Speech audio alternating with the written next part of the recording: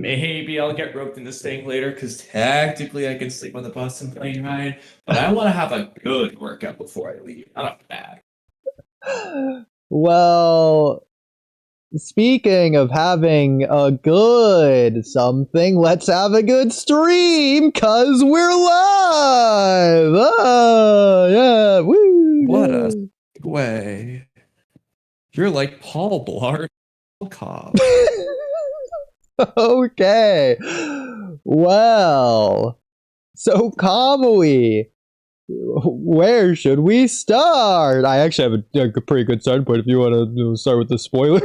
Go ahead and do your thing. I mean, Okay. My answer is going to be Sarada because we somehow still haven't finished. Well, we should, before anything, cover the Boruto 2 Blue Vortex Chapter 26 spoilers. So now I know that you have seen them because you were debating about them in chat, and I'm sure we're on the same page about them. I've told you this. I've also told you that I haven't seen the spoilers yet, but that Sauron told me what they were. So before I continue... I don't remember debating about the spoilers per se. Well, that's what Space said in chat, so take his word for it. What is he referring to debate-wise? I don't know. Space? I mean, you're here if you want to tell us. Space, refresh me. Maybe there was something tangentially related to it, but I don't remember debating the spoiler itself.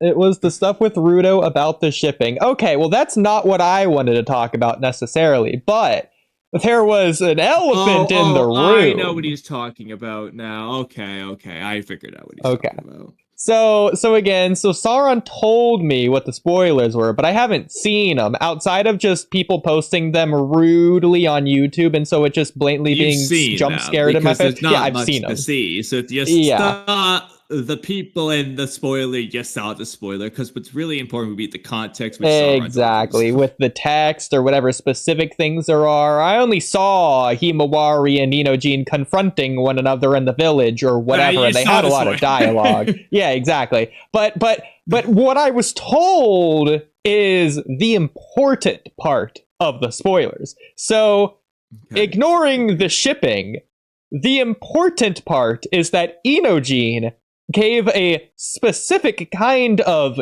gift to Himawari. And no beating around the bush or anything, but I heard it was a specific type of food item. More importantly, considering a type of conversation that was revitalized recently, what I found interesting is the type of food item that it isn't. So that's what I wanted to scream about. No, it's not even that it isn't a pancake. It's not the thing you put on pancakes. It wasn't Himawari's favorite maple syrup for her pancakes. No. It was honey.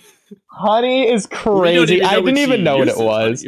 I didn't even know what it was. I thought it was an actual food item, not a topping, but that's crazy. I mean, I feel like you could put honey on pancakes. It was her favorite honey. Oh. What? Has that ever been a thing? It would be hilarious to just see Inojin with a stack of pancakes, but not gonna lie, after given the context of what was said before Himawari fights Shura, the most wholesome thing he could have done is not buy her a stack of pancakes, but say, look, Himawari, I made you this stack of pancakes for breakfast. That's as wholesome as it could have gone given what happened. Because we don't know about this. Okay, there's nothing wrong with the scene, just real quick. There's nothing wrong with Inojin buying, honey for Himawari. Like, there's something wrong with it. It's just kind of like, compared to what you could have done, because we don't even know that Himawari likes honey before this scene. They're just telling us now. You know what we do know she likes? No, not just likes, loves pancakes. And rather than buying something like Kawaki was trying to do with Himawari, you know what would be even more impactful? If he made them himself. That's rebuilding Himawari's face right now. He made her pancakes. And it doesn't even matter if he makes them badly, because Himawari's going to be happy that he did that for her. Like, especially after the Himawari pancakes debate has been revitalized in our heads and the whole community as of recently, just by sheer coincidence. The fact that it's fresh in our minds, and the fact that Inojin, the only, like, one of the only other people present at the infamous legacy Himawari pancakes scene, and he doesn't get her pancakes, but he gets her a food item, but not pancakes. To Himawari of all people. I said, if he had said, I got your favorite maple syrup for your pancakes, that's connecting the dots. Or even, I know, Japanese culture, who knows? Maybe they eat pancakes differently. If he had said, it's your favorite honey, the one you always put on pancakes, right? Yeah. That's changing nothing but half of the dialogue. You're just adding that you put on your pancakes. And that seems speechful. That's the only change. At least it's connecting it back to that thing. Because it's like, again, is that necessary for the overall goal of the scene? No.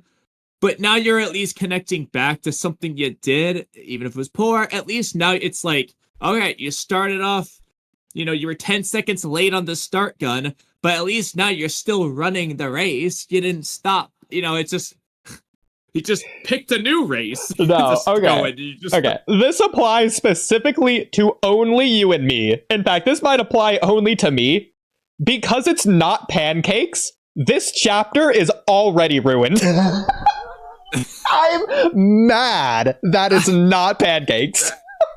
I'm pissed off. Again, it's objectively not bad, but it's one of those you wrote the pancake scene, you did that, exactly. So why not connect it to pancakes? Why not? You did that. Why aren't you doing this? And let's go back to the infamous argument. Because here's the thing. Oh, yeah? What that suggests to me is, no, Ikimoto probably wasn't referencing the pancake mixing of batter scene from the anime. Mm-hmm.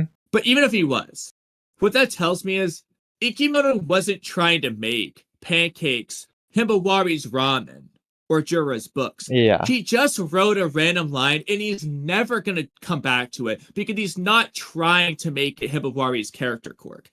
I know he's not, because he didn't do it here. He's randomly having honey be the thing. That tells me maybe sweets will be her character quirk. The thing that Kawaki, sorry, literally every other character in the series has the thing for. But ignoring Onko, ignoring that aspect, it's not unique to Himawari. The pancakes was random.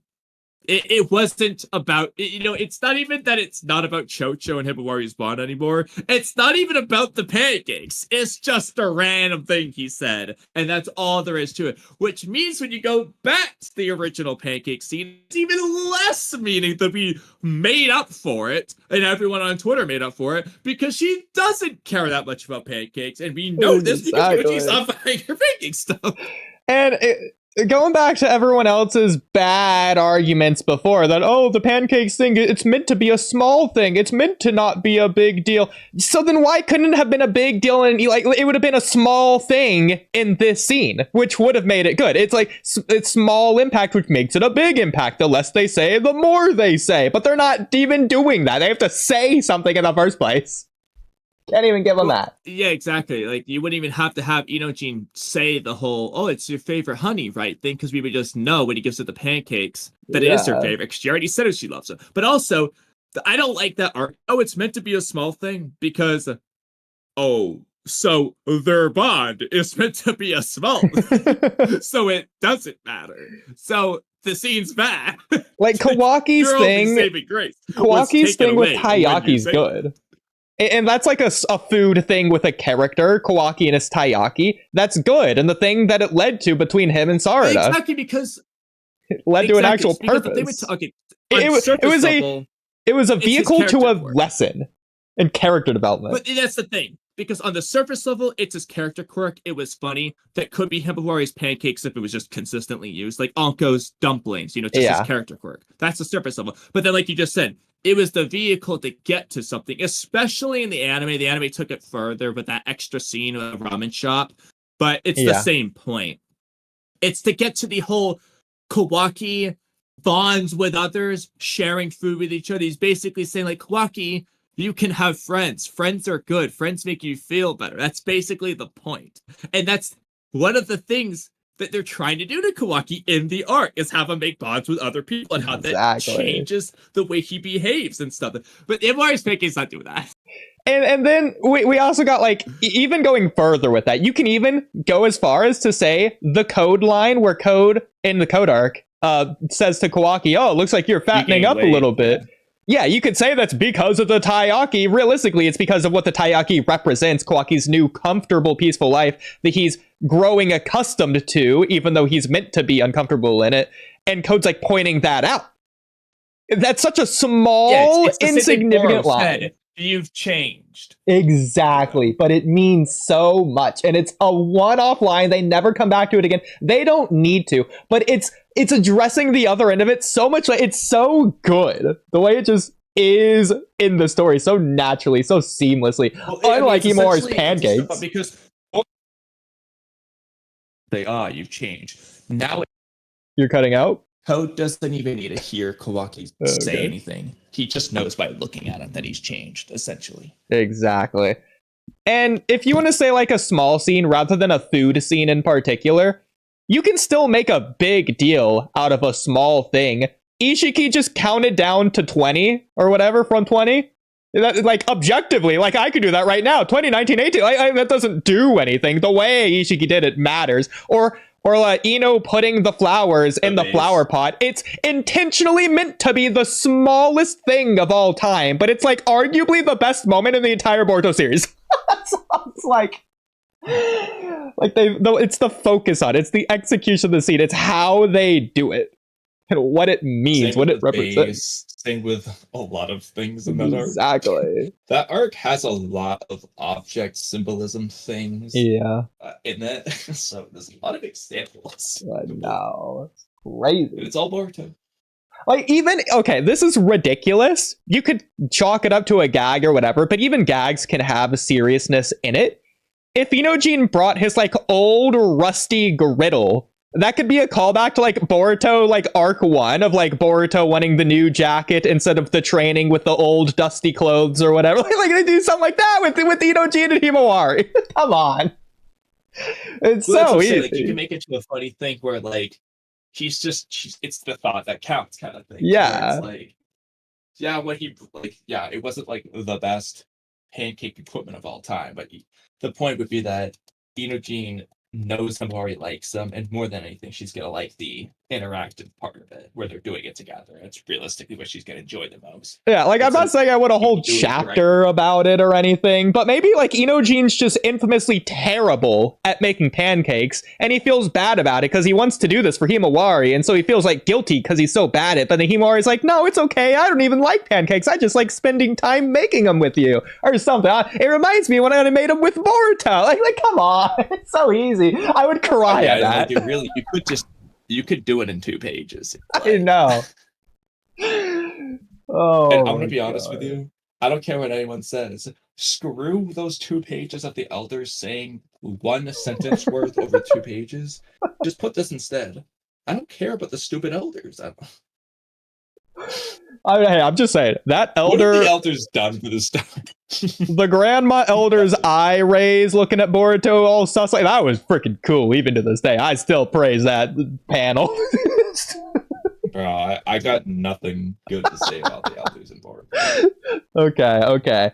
I think you posted it. Saladin Bolts translated Boruto Light Novel 5. In fact, it's funny you posted that because Saladin Bolts DM'd me about her translating that. So I wanted to see what that's about. I probably caught it right after she posted it. Yeah, I don't know where it is if you do. Well, I mean, do you want to just wait for her, or do you want to do it because we're talking Inojin? I don't know what it is. I know it's some sort of Inojin Himawari. Okay, I found it right here. It's the thing you know about the novels with Inojin.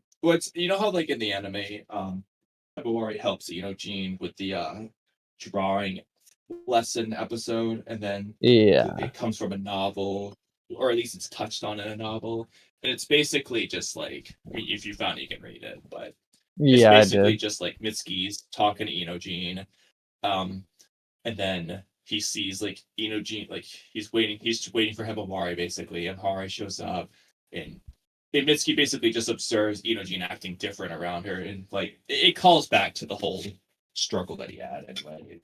It's just like one of those touching scenes kind of thing, just showing that like, okay, like he clearly likes Hibamari in some manner, whether it's romantic or friendship. It's like sure. He acts different around it, basically. Before that, I did, just for fun, go to the hashtag art tab, because I know you posted a certain Inojin thing. Oh, yeah. Okay, I'm not gonna lie. One of my favorite things about JJK is the memes that stem from things in the chapter, like the strongest sorcerer today versus the strongest sorcerer in history thing. There have been so many memes that have been done. It's that. So sure stupid. Yeah, it is. I think you posted another one, but it might be wrong. But that doesn't mean it's not funny. Yeah. Okay. Yeah. Okay, that was it. Okay. Well, with that context in mind, so the light novel, I guess, says here, and yeah, it's the Mitsuki Academy things that you were saying.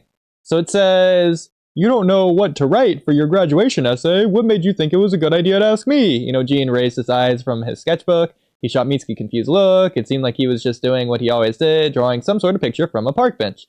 I didn't think we were close enough for you to talk to me about this kind of thing. Now that you mention it, I guess we aren't. It's funny to say. No, that's not something you're supposed to analyze. Heck, you really asked me to do? Yeah. I'm sorry to interrupt, but like, can we get this Mitsuki again? I know. Like the Mitsuki who's just like very awkward and quirky and questioning like human things. This Mitsuki doesn't exist in Team Blue Vortex, that's for sure. In the part 1 manga, I'm trying to think if they really even do this at all. They might slightly. There's a couple of things you can say, but like, it's not to the same extent as the like. For the most part, he just glares and dots. I know. Just let me the glare and the dot. That's all you get. The occasional peak writing with Eida. Yeah. As Mitsuki puts his long sleeve up to his chin with an expression of deep thought, even Inojin's sharp tongue couldn't help but fade into a wry smile. I guess I don't care, but it probably won't be much of a reference. To go on, I hardly ever write essays after all. You don't write essays? As Mitsuki made another face of confusion, Inojin held his sketchbook out for Mitsuki to see. This is all I do. Aw, I don't write. They said anything goes, so I figure why not do this instead? Okay. Mitsuki nodded understanding. He never thought about doing it that way. It seems like a drawing wasn't a deviation from the definition of a graduation essay. Interesting, so that's kind of a thing is allowed too. I don't really understand how you can genuinely find that interesting. Mitsuki just stared at Inojin, went back to his drawing. It's kind of a surprise. You're good at drawing, but I don't think you'd go through the effort of drawing a picture for something like this. Huh? Inojin's hand halted.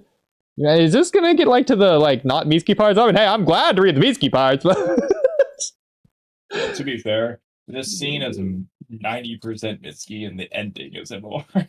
Okay. Yeah, okay. So I'm just gonna skip to like the Himawari parts because that's Mitsuki page. Well, actually, Oodie, no, you should just read it because this is more Mitsuki than Two Vortex. Sure, that's fair. I see. Then Inojin is teaching you how to draw Himawari. Wait, what is this? Did I get there? Oh no, I didn't. Where was I? How did I get? Wait, where? I got lost. It's gonna restart. Mitsuki found it interesting. A while ago. Inojin surprised. I got lost. Mitsuki says it's interesting. Inojin says, "I don't see how you can find that interesting."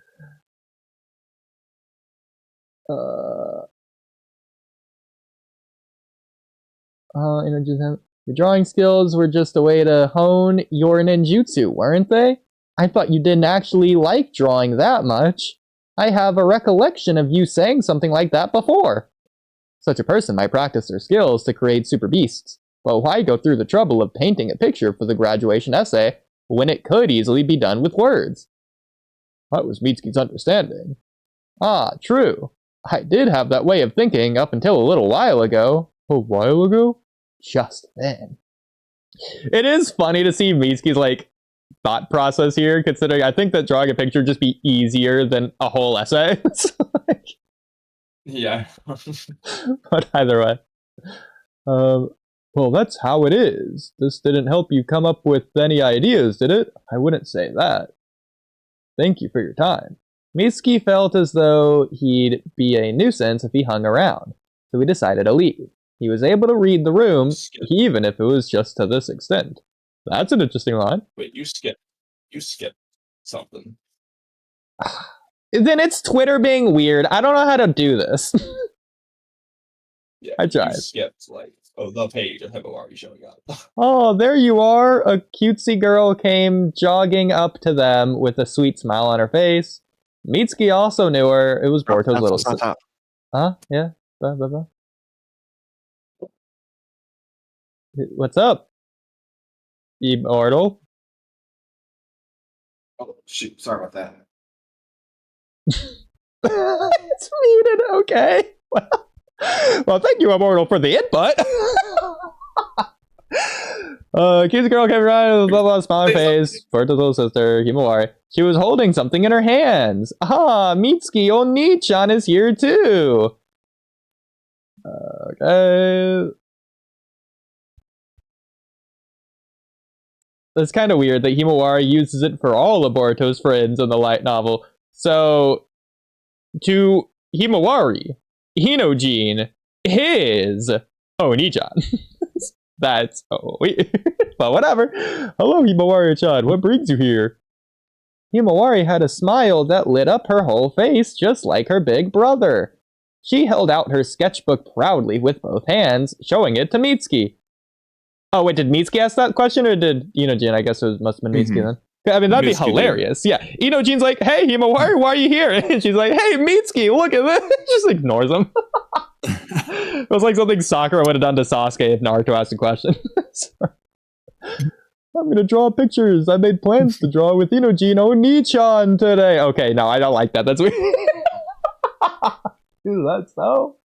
Well, to be fair, I don't know who wrote the light novel. I don't know if it was Kodachi or was a random writer. But what they were going for isn't necessarily what Ikimoto's going for. True. I mean, and they wrote it first. So if these are canon, like they say, that means Ikimoto retconned it. Mitsuki was surprised that this was a common point of interest between the two. When he looked at Inojin, he noticed that his face had a slight reddish tint to it. After observing Inojin as a member of the same class, Mitsuki knew he almost always acted nonchalant about everything. But now, he seemed to be embarrassed. Himawari seemed to be very attached to Inojin Oni-chan. Now that he looked closer, it seemed like they had matching sketchbooks. As he looked at the scenery before him, Mitsuki felt like he vaguely understood why Inojin, who previously spoke dryly of his drawing as just doing it for the sake of my clan's secret ninjutsu, had changed his mindset and wanted to draw for his graduation essay. Rather than saying he came to genuinely love painting, it might be more accurate to say that, deep down, he had always liked it, and something just gave him the chance to rediscover that. Right, he's like 12. What do you mean to rediscover? Or whatever. I see. Then Inojin is teaching you how to draw, Himawari-chan. Nope, I'm the teacher! Inojin Oni-chan's art teacher! Pretty cool, huh? Mitsuki didn't really understand, but it seemed like something complicated was going on. So Kamui, you're telling me the relationship is complicated? He had no idea that when Inojin had previously fallen into a slump and was no longer able to use Super V Scroll properly, his father Sai suggested he relearn the importance of putting emotion into one's paintings from Himawari. So yeah, it was just that one episode. But the funny thing about that though is, and just being objective, Sasai was emotionless at the beginning of the Tenchi Bridge arc and all the years prior, and had no trouble drawing with the Super B scroll. He had to go. It was only for specific jutsu where he needed to use his emotions.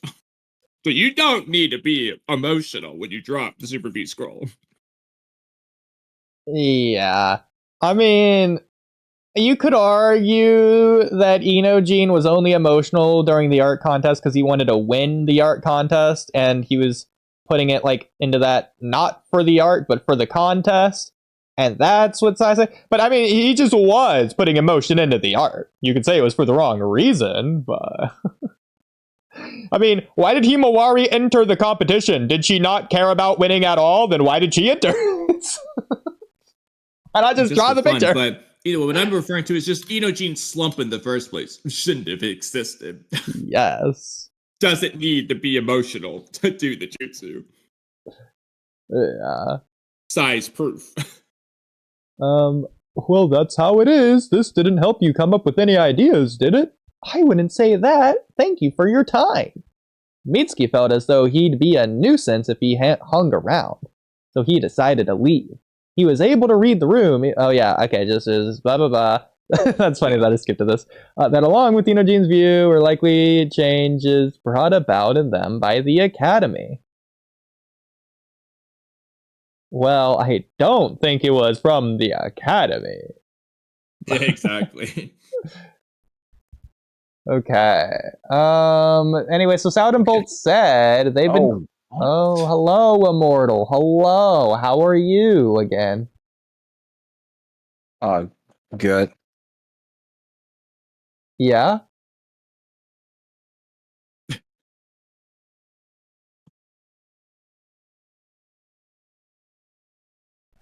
Well, just how good?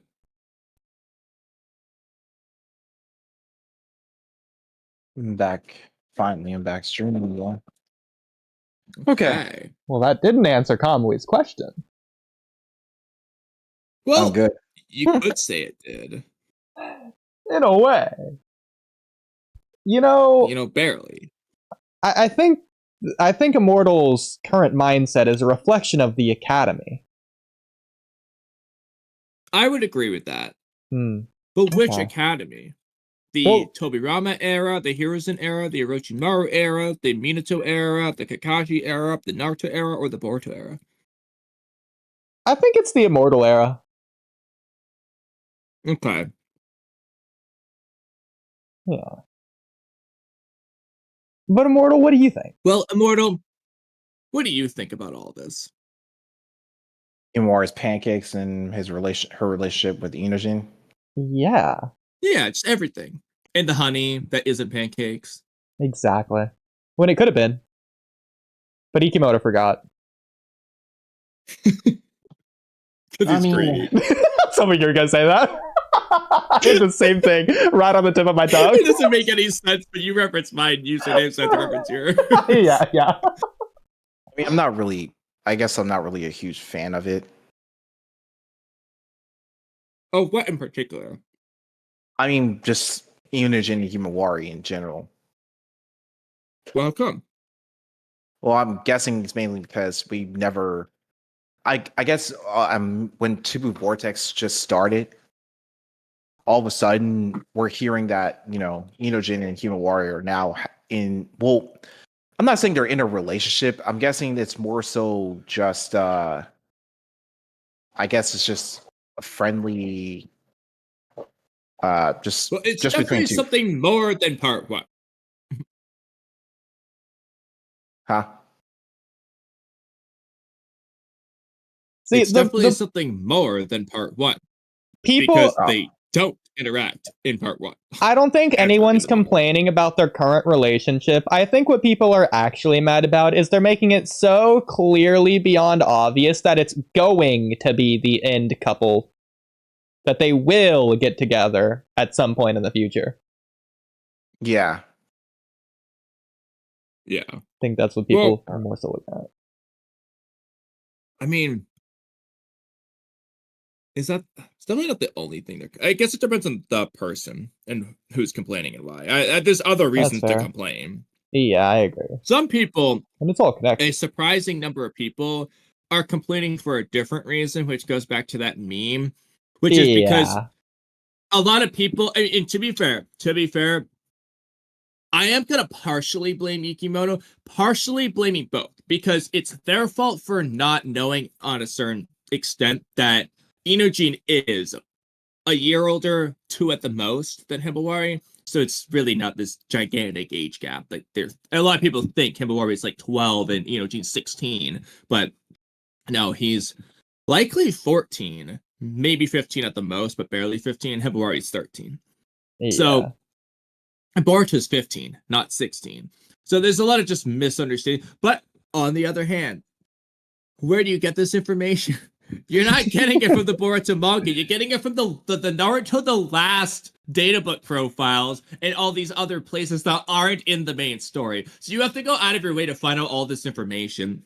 And then you look at part 1.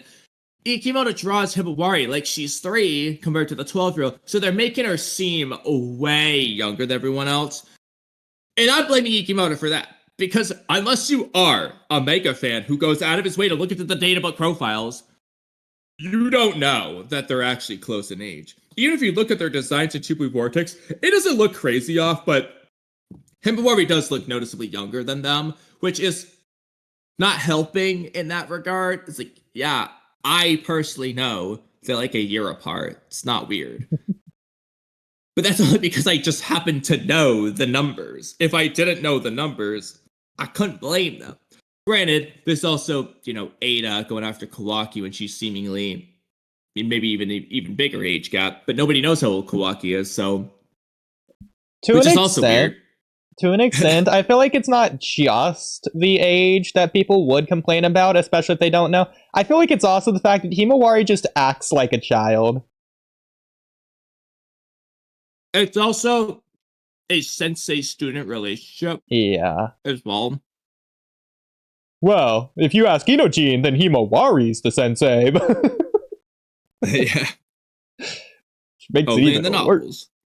Yeah. By the way, can I just say, I love Boruto's The Last design. His outfit is so freaking cool here. Freaking a screw on the back and the Will of Fire logo on the front. That's freaking awesome. I wish he kept that. Yeah, it's like... And also Himawari doesn't... By the way, Himawari's younger here. She's like 5 or whatever she is, and unironically looks older than she does in the part 1 Boruto manga. Yeah.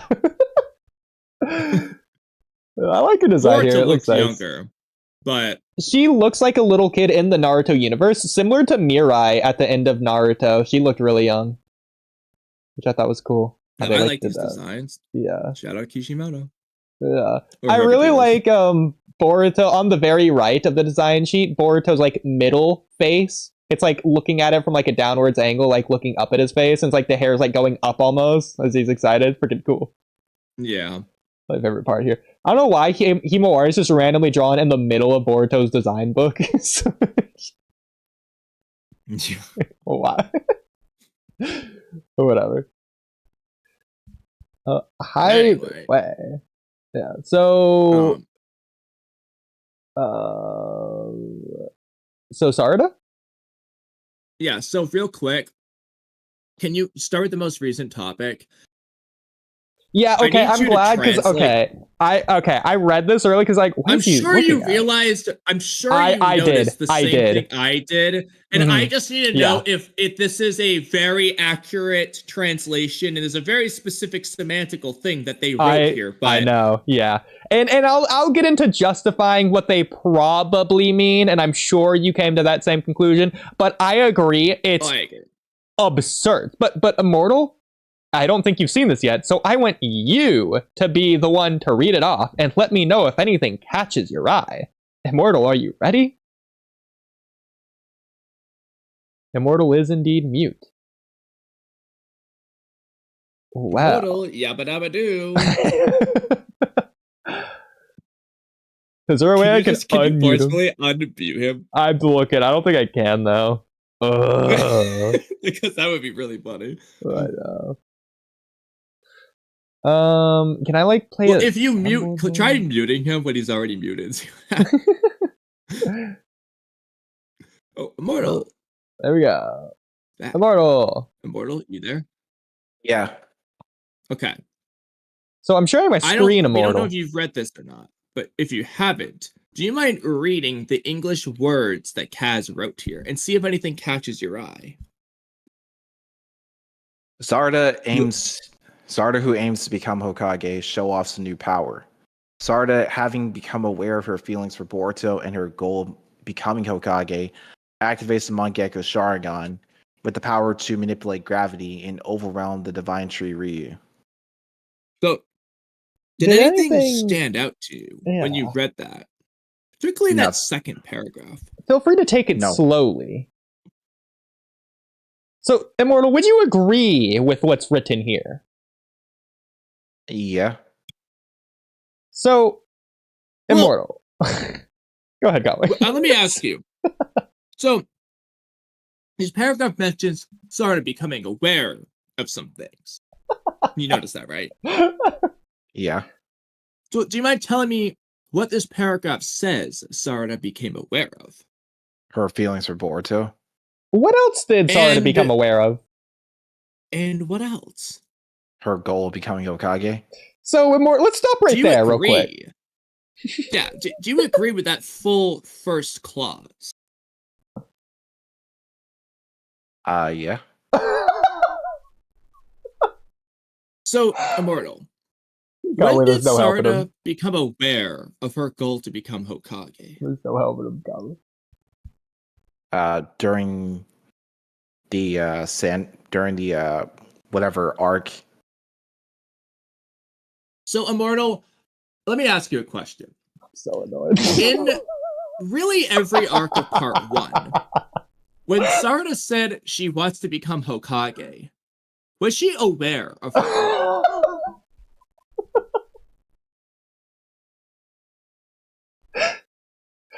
Immortal? Yeah, a simple yes or no question there. Yeah. She was aware in part 1. So let me re-ask you that question. When did Sarada become aware of her goal to become Hokage? This couldn't have gone better. Kamui, this really shines light on a bigger issue, much bigger than just Immortal.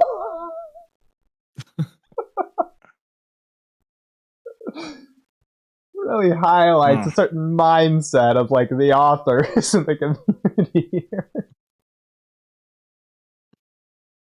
But Immortal, your answer. Let me ask you this, Immortal, because maybe there's a possibility that all of these are correct. So I'm gonna ask you a new question. Do you think Sarada forgets and has to become re-aware of her goal to become Hokage every time she says it?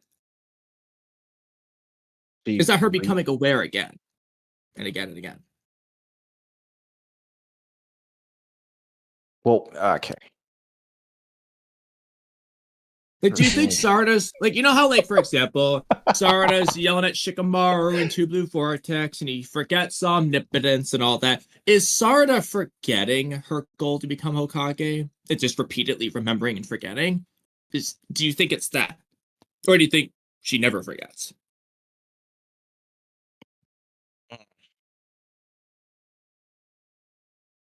That's interesting. Because I'm guessing maybe Yeah? Wow. I don't know how to answer keep in mind, she hadn't met Eida in the first 76 chapters of Boruto or whatever. So Eida couldn't have been making her forget prior to that. So there has to just be a different thing going on if she is forgetting. Let's also remember, in Two Blue Vortex, she was yelling at Shikamaru and Kawaii. I'm guessing it's weird. I don't think she forgot about her goal of being Hokage. It's just more so it's just more so the stuff that she deals with that kind of gets in the way of that. Well, I have two questions. Hmm. One is directly addressing that. What was in the way of her goal of becoming Hokage that isn't in the way now? And second, you said she didn't forget. So was she just never aware?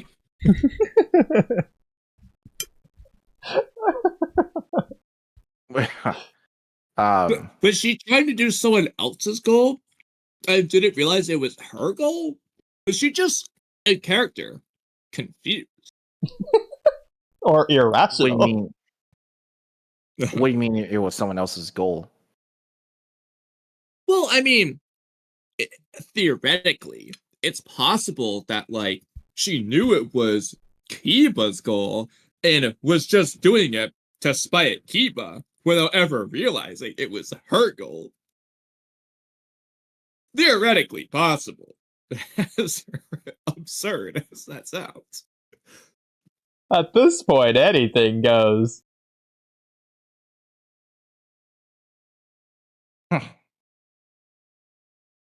I mean, I don't think it was someone. Man, Okay. okay. So then, do you still agree with this highlighted paragraph that she became aware of her goal to become Hokage in the Sand Mission arc?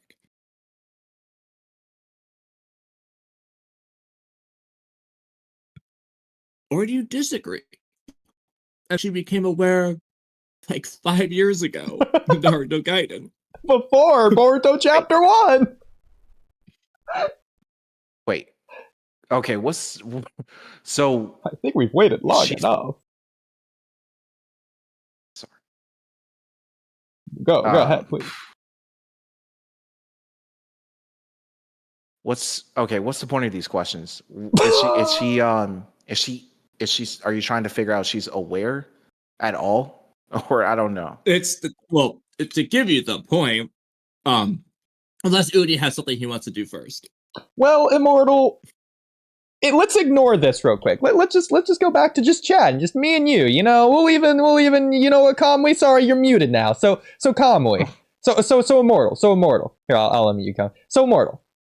When I just got a random question for you, just facetiously. It was really weird. On your share screen, I could see I was muted, but it didn't show me I was muted on my screen. Only in your share screen. Okay, but yeah, so more just hypothetical question. You're just facetiously asking or whatever. Immortal, I'm curious. I forgot. You know, I'm pulling a page out of Ikimoto's book. I forgot.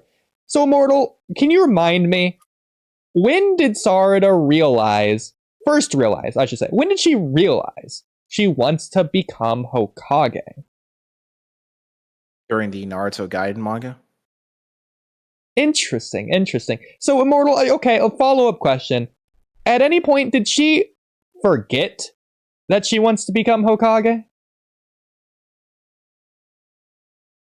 What do you mean forget that she forget to be? Yeah, she forgets she wants to become Hokage. Yeah, like did she ever become unaware of what she was aware of? Unaware of what she was aware of?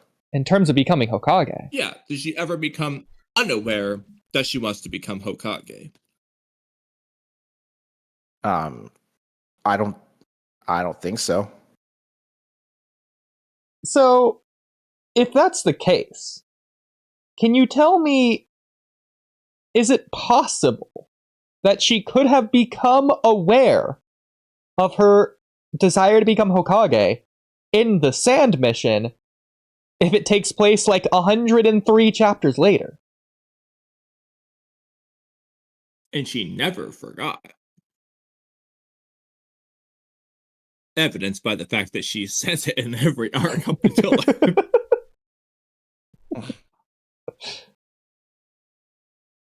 So when it comes to the point of this, we're just trying to figure out, you know, when Sarada realized or was aware of the fact that she became Hokage, and then comparing that to what is this, a database? Compare that to what this database says about Sarada. It's like Shonen Jump magazine or whatever. I don't even know what it is. But Immortal, what do you think? I mean, Immortal, why do you think they wrote what they wrote? Considering we agree, Sarada was aware. Yeah, actually, it is a V-Jump promotion and weekly Shonen Jump. So considering the fact that Sarada's aware... So this is what they're promoting from this arc. Why did they write that about Sarada? I mean, I'm guessing I'm at a loss for words right now. Well, it sounds like these are the people that should have been lost for words when they were writing these words.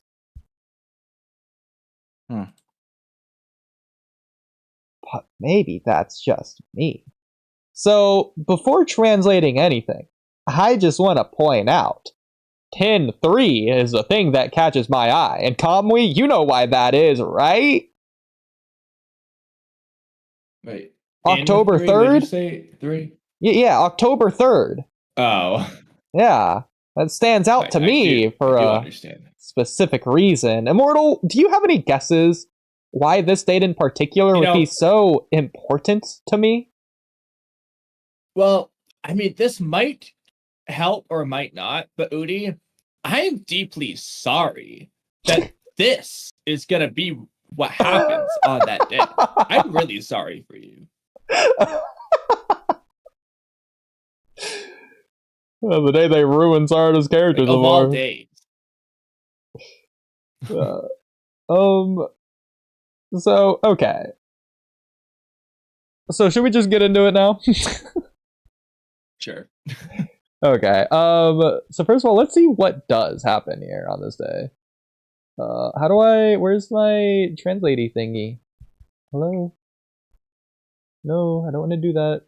I think I lost my translating thingy. Well, that's a shame. Let me refresh it, guys. Is it on here? How do I... What happened? Did it break? Do I not have it anymore? Huh. I guess you're gonna have to use that noggin of yours. Oh, that's annoying, but okay. Sure, let me just do that then. So, okay. Let's go first of all, see which part is even being translated. I'm guessing it's this right here.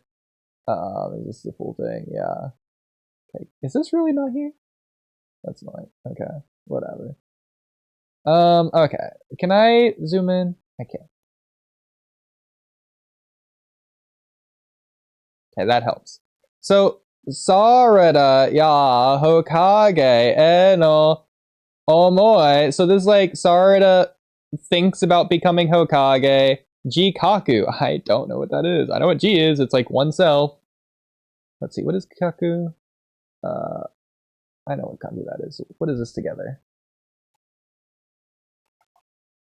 Chikaku. Self-consciousness. Self-awareness. It's not looking good, Kamui.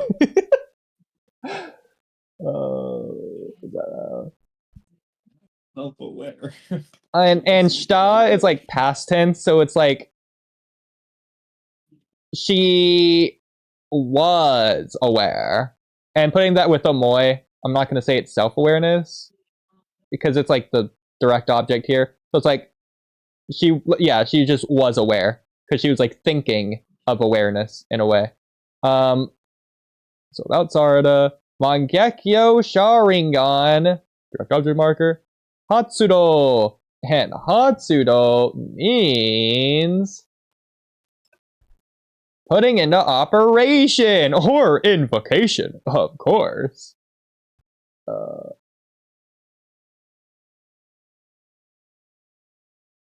And I think the rest of this is just unrelated. When does it mention Boruto? What is the actual translation? Hang on. What does it say? Go back to that. Feelings for Boruto becomes goal of divine tree. Does it even mention Boruto? It doesn't mention Boruto here.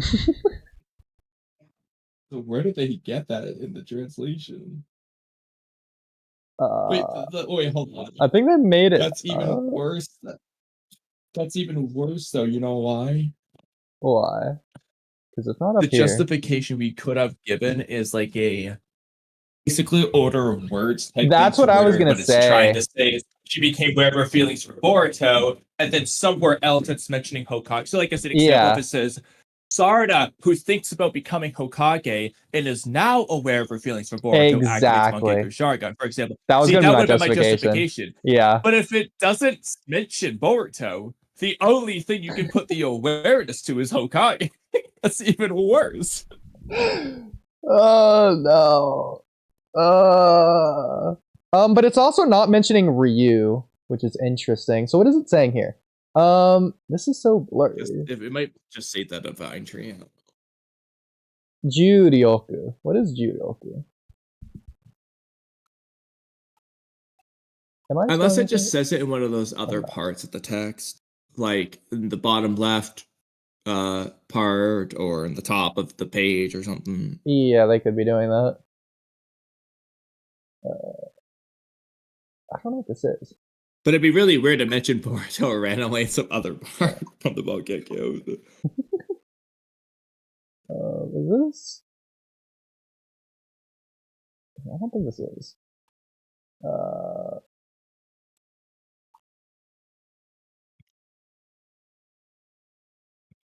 Oh, is that? No, wait, what? I'm so confused. Either way, it's definitely not saying what the translation said it was. I don't see Ryu anywhere. Worse. Yeah, because this is Divine Tree people right here. Oh no, never mind. Here's Ryu.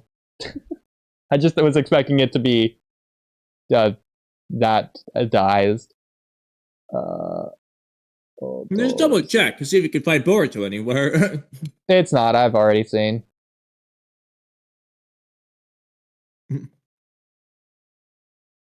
Yeah, it's not here. So that's so weird. He's like the point. Yeah. How is he not there? Of all things. But it doesn't even make sense. What are they doing? Oh wait, no, the first word's Boruto. Ikimoto write this, or they writing this about the chapter, and they were so confused by Ikimoto's writing that they didn't understand. Wait, did I say the first word was Sarada? Because that was a tongue slip. I meant Boruto. The first word's Boruto. Oh, okay.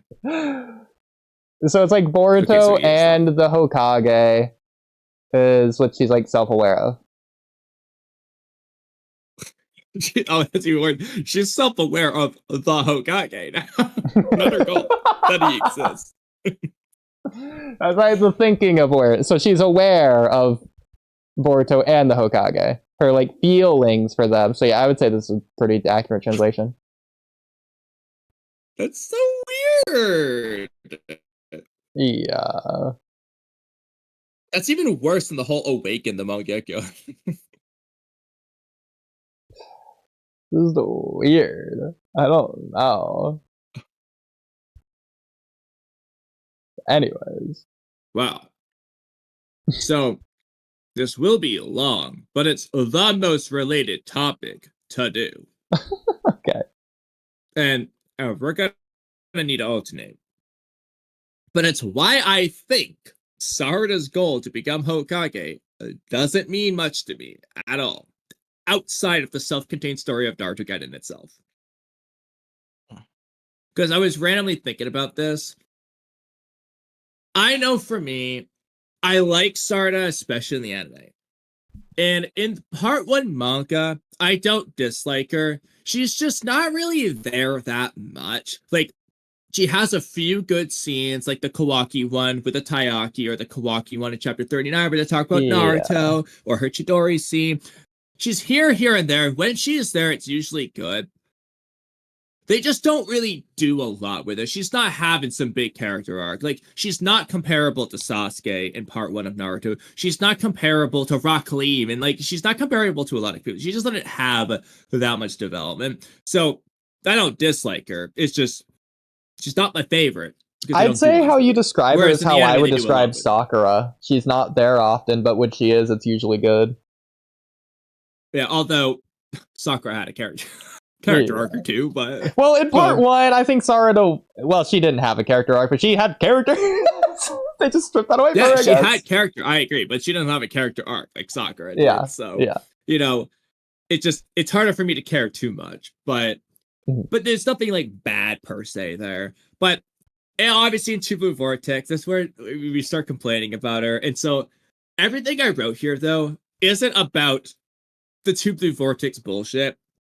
It's that when she says, like, for example, the scene I think about the most is chapter 78 when she's trying to save Boruto from Kawaki and she spouts about becoming Hokage. And I'm gonna be honest, when I see it, I just don't care.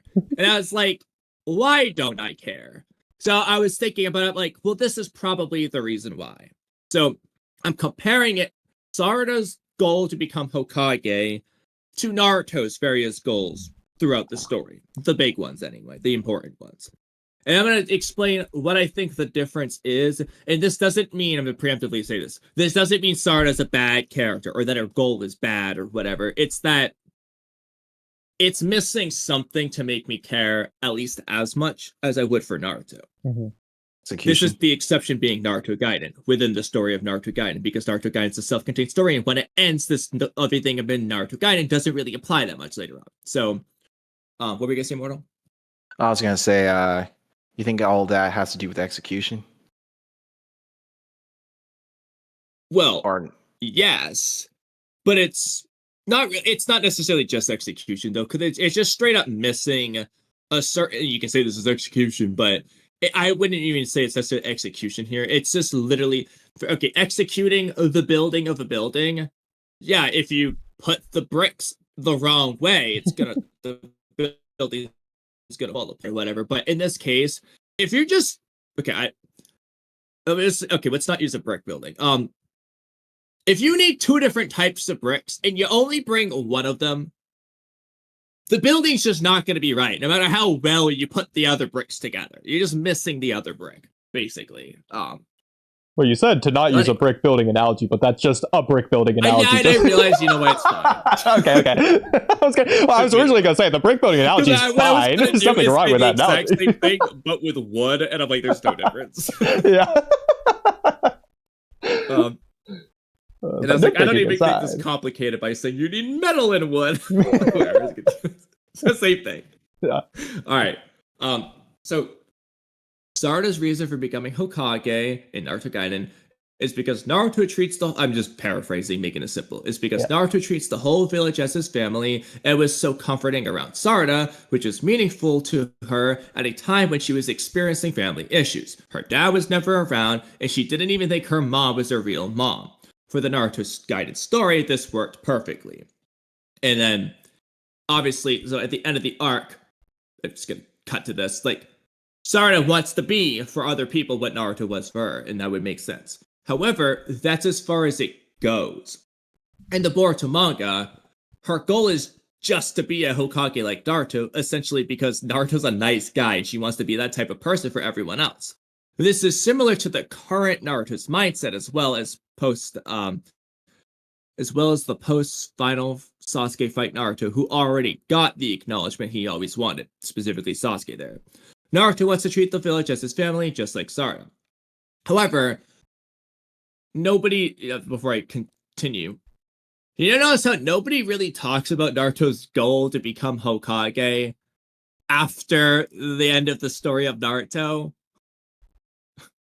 You don't care as much, other than the fact that he wanted it for so long. But like, you don't really care as much because he already did the things leading up to it that were important. He already got what he wanted, the acknowledgement. Mm-hmm. So when he's the Hokage in Boruto, we're not like gassing it up. It just made sense. But at the end, so Sarada's case contrasts with Naruto during the Naruto story, who had a meaningful reason for his goal to become Hokage that he was actively striving for. He wasn't just striving to become Hokage so he can be the Hokage and protect the village. He was striving to become Hokage because he wanted to be acknowledged. throughout the story, he isn't just trying to become Hokage. He's trying to gain acknowledgement from others because of the pain he felt in the past. Sarada doesn't have this. She isn't fighting for acknowledgement or some other related goal that's intertwined with becoming Hokage. It's just becoming Hokage. Sarada just feels like a goal she just wants to do, whereas Naruto's goal felt like a need. Now, real quick, obviously, there's some meaning behind Sarada becoming Hokage. It's like, well, she's thinking about her pain in the past and how she wants to be a Hokage so other people don't have that. Yeah, I get that's good, but it's missing that need to become Hokage aspect that Naruto has, because Naruto's actively fighting for acknowledgement. Sarada's not actively fighting for family. It's resolved in Naruto Gaiden. This is just this Sarada being nice part. And obviously Naruto learns from Itachi that he had it backwards. He doesn't get acknowledgement by becoming Hokage, but rather becomes Hokage by first being acknowledged by everyone. But you get the idea. Naruto desired acknowledgement, which he pursues throughout the story, and later develops his Hokage reasons into something about the whole village being his family, something he never had growing up, which is kind of similar to Sarada. But again, that's later after he gets the acknowledgement. So scroll down. Sarada has a family and literally patches up the whole family conflict in Naruto Gaiden. That's the difference. She's just inspired, and that's it. So it doesn't hold as much weight to me as Naruto's goal. So when she constantly screams and shouts about becoming Hokage, it doesn't resonate, to me at least, as much as when Naruto does it. Because I know Naruto is desperate for acknowledgement and bonds, unlike Sarada, who already has what she needs. She caught it in Naruto Gaiden. And then I wrote this because I assumed you would say something about it as a meme. But I forgot to mention this earlier. But Sarada does think about Naruto treating the whole village as family in chapter 21 of Two Blue Vortex. So I know Ikimoto knows that's important to Sarada. And it's not just Naruto's goal to become Hokage. All his other goals follow this same framework. Okay, now I'm going to let Oodie go. Before I go, a couple things I want to say. First of all, I just want to do a video on what the Will of Fire is, or what it means to be a shinobi, and like all the possible different mindsets as it's actually described in universe rather than analysis. Like the multiple things Hiruzen says, and if they're contradictory, etc., etc. I think that's going to be like a very interesting video to do just for like this topic alone, but for many other topics as well, and just a lot of things like that. One video I think that'd be a good idea for me to do. Aside from that, a couple things I want to say, like the above part. Naruto already achieved his goal of becoming Hokage. It's not like he's running around the village spouting, my goal was to become Hokage, believe it, because he's already got the goal. He's achieved it. He doesn't need to keep spouting it over and over again. Likewise, but if Naruto did do that in the blank period between like the Naruto the last era, if he was saying it, it'd be kind of similar. It's like Naruto, everyone acknowledges you. You're literally gonna become Hokage. Shut up. Yeah. Likewise, to be fair, does he do it in the War Arc at all? He does it a couple times, I think, right? Well, he definitely talks to Obito about becoming Hokage. True. I don't know if that counts, though, considering the circumstances. I mean, why did Itachi bring it up? What did Naruto say? It was about what it means to be Hokage, as opposed to just saying, I'm going to become Hokage. I mean, honestly, how often does Naruto even say it in part 2? Good point, too. What does Naruto say to Itachi that makes Itachi bring it up? He's like, oh, you're going to be like just like Madara, Naruto. Which is such cat, bro. Hold on, let me actually see if Naruto mentions Hokage, or if Itachi just says it because he knows he wants to become it. Hold on, I'm double checking real quick. But then how would Itachi know it? Because does Naruto say it back in part 1 when Itachi's around? That's the problem. I don't feel like he does, but like... Yeah, then again, like if Itachi knows Sakura Haruno's full name, he probably knows Naruto has become Hokage. I feel like Sasuke kept telling him that. Oh, no, he does know. Okay, somehow he does know, because he mentions Minato being a Hokage, says you share your father's goals, yes? If that's true, you can't ever forget. So he knew that he related it to Minato and then said, like, you have the same goal, right? So the question is, When did Itachi learn this? Was it just intuition because he knew that Minato was Hokage? He's just assuming Naruto's following in his father's footsteps. Maybe, unless Naruto says it somewhere around Itachi, either in part 1 or in the Yura body double part, or when Itachi puts the crow in him. If he says it in any of those 3, then do Itachi? Yeah, I guess Itachi and Kisame would have the memories from like the Yura and other guy body doubles. They clearly did. They clearly knew. They seemed to know stuff. Okay, that's fair. Interesting. Okay. Because Kisame knew he fought Guy 3 times, as opposed to thinking he only did it twice. So. Yeah.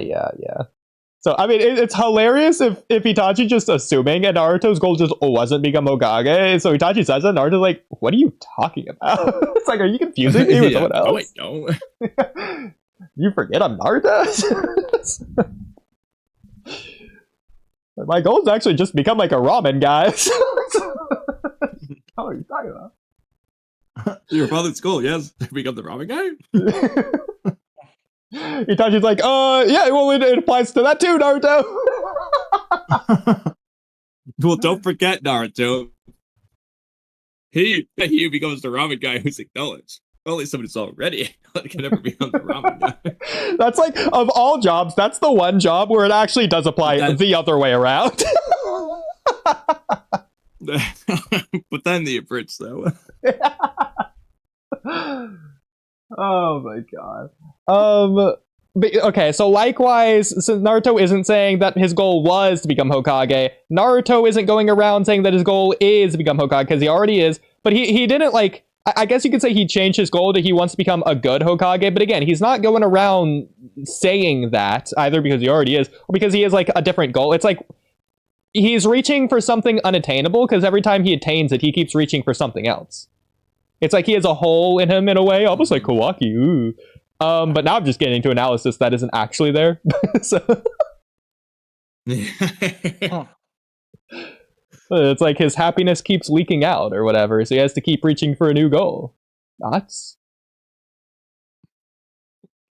So I would say his goals change depending on what's happening around him and how he wants to change the world. I mean, this is the worst interpretation, but you could argue he, at least subconsciously, intentionally is a bad father to Boruto, because there's no other conflict to go around, and Naruto needs conflict in order to have problem solving or resolution or whatever. So it's like, in order to get that resolution, he needed to make his own conflict. Definitely possible. That's funny. But either way, so did we read this? Oh no, okay. So his goal to change the shinobi world after the Land of Waves is because he disagrees with it. You know, outside of the anime-only scene with the prelims explanation that he says to Hiruzen. But besides that, so Naruto doesn't like the whole tool philosophy. Sure convinced me. That's like the whole tool philosophy, so he wants to change it. Sarada doesn't have that. She doesn't disagree with the Naruto's Hokage style. It's actually quite the opposite. I'm willing to give her this point for chapter 1 when she argues against Shikamaru, though, since she expresses her dislike for Shikamaru's Hokage style and instead wants to be a Hokage like Naruto. But that disagreement literally ends here, as Shikamaru switches sides soon after anyways, and it wasn't because of Sarada. So on second thought, I don't feel like she deserves this point outside of this one chapter. Maybe we can count chapter 4. You can tell it's writing as I go with when she argues with Kawaki too. Yeah, you can tell like through my tone of voice, I'm like, okay, oh, that sentence didn't end where I thought it was going to. That's like mid-sentence. I was like, it's just continuing my words. Oh. Like, I feel like I'm the problem when I read something like that. But Immortal, would you like to read this paragraph? Naruto's goal to defy destiny. I don't know. Let me redo that. Naruto's goal to define destiny is because the odds are against him for all his goals, for that matter. And he doesn't want to give up on any of them. He wants to prove himself and others that he can't succeed when others don't believe in him. Nobody doesn't believe in Sarada's ability to become Hokage. They all seem to think that she's got it in the bag. Okay, real quick. So, Kamui, this is a complete guess. If there were to be one instance to where anybody doubts it, Boonton might say it in the second arc of Boruto, the field trip mission arc. Might say that to Sarada at some point. Thoughts? The top contender to doubter. Okay. Naruto's goal to bring about peace and end the cycle of hatred is because Jiraiya died, thank God, and bequeathed that goal to Naruto. And during Pain's invasion, he both learned about and felt the pain of war and wanted to put a stop to it. I mean, I would say that goal, it's sort of hand in hand with what he was sort of going for anyways. But if you just want to, just appoint all of Part 1 Naruto's character arc to just Jiraiya, that's fine too. Well, no, I was trying to separate this from the other tool goal, it's a slightly separate thing. Well, Kamui, at what point do you think Naruto realized he wanted to change the shinobi world? At what point do you think he was aware of it? Well, in this case, he's changing it in two different ways. See, he wanted to change.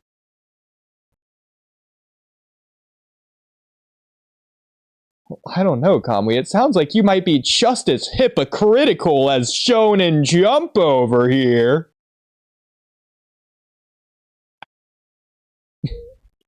That would be different. Okay. You did continue going here. Do the next paragraph for me. I'll do the last part with He Sasuke. also witnessed how the cycle of hatred negatively affects people via Nagato and especially Sasuke. More on him later. Sarada doesn't really have that.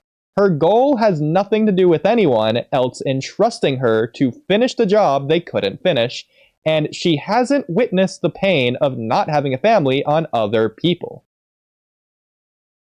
Yes, she had her family issues in Naruto Gaiden, so that is something to compare with, but she only has it from her perspective and lacks the other side like Naruto had here. To be fair, if we're going with Swag Kage's interpretation of his interpretation wasn't to negate the importance of Naruto desiring attention or whatever, but Swag Kage's whole narrative argument was about, Naruto's the Nine-Tails Fox, except no, he isn't. He's actually Naruto, and he got that from Naruto 1, and if we're going to say that perpetually exists throughout, all of freaking Shippuden, basically, there's something. Say it's like that. Thoughts? What does that have to do with this? How does that connect to Sarada?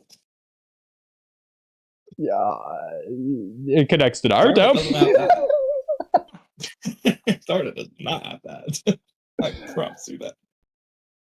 Well, that's to say that even if Sarada solved one thing, Sarada does still have other tangentially related issues, just like Naruto. Just because some people acknowledge Naruto, that doesn't mean everyone did. Because that's why the Naruto story doesn't end at episode 1. He got acknowledgement from Aruka. He still wants to become Hokage. I agree, but so what would be the comparative thing for Sarada? So just like how Naruto wanted to prove that he's not the nine-tailed fox to everyone, Sarada wants to prove to yeah, what does she want to prove, Oodie? She wants to prove to Yoda that she likes Boruto. Oh God.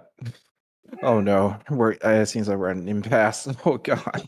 He can't come up with anything in 20 seconds. Well, Sasuke's still not home now, is he, Kamui? Oh my God. Oh no. Okay, You're but gonna like this. Oh, But you think, wait, Oodie, real quick. You think you got me, but I'm gonna catch you. Uh-oh. Sarada doesn't care.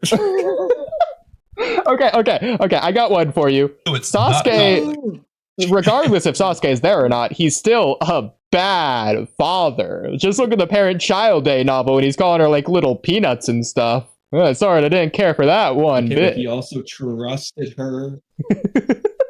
Like, despite his memory swap, because he was a good father. That's because of the Mangekyo Sharingan. Also, what's wrong with him calling her a peanut? You could say it's awkward, but it doesn't make him a bad father because her peanuts. He didn't trust Sarada. He trusted the Mangekyo. Never call your child a peanut if you have bad father. Oh, actually, okay, maybe that's something Sarada's trying to prove. She's more than just an Uchiha. She's more than just her Sharingan. She's more than just her Mangekyo. That's a tangential string. That Koji? She doesn't even know to prove that to Koji yet. Koji's alive.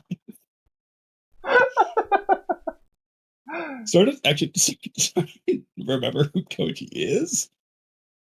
That's a good question. Oh, I mean, apparently Boruto did it. Name in the first place? Yeah, good point. Boruto couldn't figure it out. Was Sarada in the room when Koji fought Jigen? Never figure it out. Was Sarada in the room when Koji fought Jigen? No, she wasn't there at all. She wasn't like watching behind the glass. Yeah. No, she was in the hospital. In the hospital, right? Okay, after Bora, yeah, because she's like running across the street when Ishiki invades. Yeah, okay, yeah. So she just doesn't like know anything really. Like, I'm surprised she even wants to fight the Otsutskis. How does she even know what they are? Like, I guess because she met Mamushi, but like, yeah, like Sarada, like she knows Koji's existence in the sense that she's met Koji before, but like, yeah, she doesn't know what happened to him, that he's a good guy. Like, she doesn't know anything about Koji. Yeah. So it still really doesn't know that Koji knows about her Mangekyo or 10 directions or any of that, because Boruto hasn't told anyone that. I mean, can you just like double confirm for me? I'm pretty sure she is conscious, but she is conscious after the owl fight, right? She's conscious to see like Boruto use karma against Koji and all that. Yeah. Okay. Mitsuki has to stop her from attacking Koji. Right. When Boruto gets paralyzed or whatever. Okay. Fair enough. Narcolepsy other side, like Naruto here. So I'll say this is the area Sarada is probably most comparable with, but it's still not as much. And I think we can agree this is probably Naruto's weakest goal anyway. Since outside of Jiraiya and Sasuke, it doesn't feel as personal to Naruto to bring about world peace as his other goals did. Oh, I'm glad that you agree with me on that. And finally, yeah, exactly. I was like, I mean, just compare it to the other goal, and I'm like, in this specific regard that I'm discussing, this is Naruto's worst goal in this specific regard. Yeah. Sarada's is less than that. And then finally, we have Sasuke, who represents the culmination of all of these goals. Sasuke represents the flaw in the shinobi system that Naruto wants to change. Sasuke is stuck in the cycle of destiny between Indra and Ashura. He's stuck in the cycle of hatred between Indra and Ashura. It really is hatred for the Leaf Village and shinobi system. And Naruto obviously wants to keep his precious bond with Sasuke and fulfill his promise to Sakura. Does Sarada have anything like this? Hell no. Her crush on Boruto does not compare. Yeah, no, the one that she was just made aware of. Bad. Yeah, exactly. She just found out about, apparently. Just like her goal to become Hokage. Am I saying Sarada's goal is bad? No, but I don't feel the same as I did for Naruto's goals. I don't feel as much as I did for Sasuke's goals either. And this isn't including Chapter 25 nonsense about her doubting herself. I'm speaking strictly about the prior chapters for this discussion. So do you, Immortal and Oodie, agree or disagree with my opinion? Do you have the same feeling? Yes or no? Immortal? Her feeling about how her feelings for Boruto and how she wants to be a Hokage like Naruto? No, the question. Okay, so basically, the whole point of this is I don't care about Sarada's goal to become Hokage as nearly as much as I did Naruto's goal to become Hokage, and I'm explaining why. Oh, so let's start with this. Whose goal do you care more about? Naruto's goal to become Hokage or Sarada's goal to become Hokage? Naruto's goal to become Hokage. More about, or did you care equally? I cared more about Kiba's goal to become an Hokage. Naruto's, honestly. Yeah. Okay. By a lot or a little? A lot. A lot. Okay. I'm sorry. Would you say your reasoning is similar to mine after hearing that explanation, or do you have other reasoning? So I'm not necessarily gonna. So going with the brick house analogy, the one that Kamui hates. So sticking with the brick house analogy, I'm not gonna say that they're missing another type of brick, or that they're missing bricks in general, or that they're putting the bricks in the wrong way, sideways, or whatever. I think they're just using smaller bricks, not less bricks, but smaller bricks. So it's overall going to build a smaller house. It's going to have less impact at every step along the way. I don't think it's necessarily missing anything. It's probably contradicting itself a lot more recently. You know, this roof is definitely going to cave in on the sturdy foundation. But outside of that, the walls are built pretty solid. Like, it's a goal. It has something to it. It's just not as much. Yeah. I mean, to be fair, if we want to combine our analogies, it would be like the brick types. There's the blue bricks for the second floor and the red bricks for the first floor. Sarada only has red bricks to make a first floor house, whereas Naruto is a 2-story house with the blue bricks. Yeah. So, I mean, it's like you say. Are you saying Sarada's goal is bad? No. So Sarada's goal is good. So it's almost unfair to compare it to Naruto and Sasuke. You know, the divine 10 out of 10 peakness of peak, that's God's glory of all things. It's like oh, Sarada isn't Naruto and Sasuke? Oh, man, who could have got? Whoa! Okay. Got me there. Rock Lee's goal to become a splendid ninja. I vote Rock Lee for the exact same reasons. Listen, you can call Rock Lee a side character. He's a side character in the Naruto story. Okay. Okay. Who would be another comparable person? You gotta pick someone who's like saying their goal. I'm not picking Kiba because Kiba's what it was. That was a meme, by the way. I would say Sarada's better than Kiba in that regard. Yeah, because Kiba's goal wasn't even a real goal. He was like, he dreams about the infinite Sukiyama, but Kiba was just saying that shit to piss Naruto off. So, okay. Kamui, you're going to say this is a bias problem, and I would agree with you, but that doesn't change my outlook on this. You could compare it to Konohamaru. The problem is, if you ask me who I would rather see become Hokage, Konohamaru or Sarada, 10 out of 10 to 11 out of 10 times, I'm going Konohamaru without batting an eye. I refuse to see Sarada become Hokage and not Konohamaru. I will drop the series. Well, honestly, it means so much more to me. So, Konohamaru wanted to become Hokage, basically because he, like, to begin, well, okay, so at first, Konohamaru, I'm not going to say it's as impactful as Naruto, but similar idea. He's only being looked at as the grandson of the Hokage, whereas he wants to be looked at for being Konohamaru, not an extension of Hiruzen. And that's why he wants to become Hokage. So that's very similar to Naruto there. But then, he, like, after chapter 2, / episode 2, Naruto just, like, talking to juices and not, like, to change his mind in that regard, but, like, Konohamaru at that point doesn't really talk about that, the whole honorable grandson thing anymore.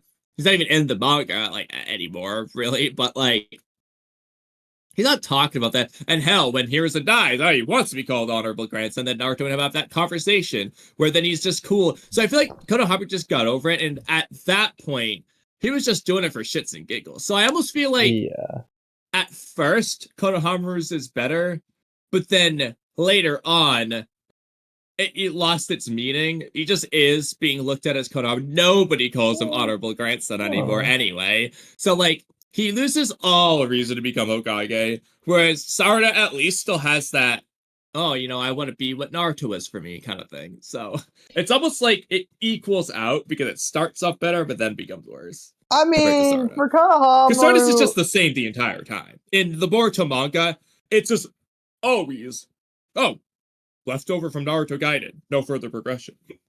I mean, we do learn that after Chapter 2, Konohamaru does put an end to his multiple Hokage assassination attempts. We do know that he does stop trying to assassinate the Hokage after Chapter 2. It is just directly stated in the story that he does try to stop his Hokage assassination. The attempts of that aside... I'm sorry, I lost my point.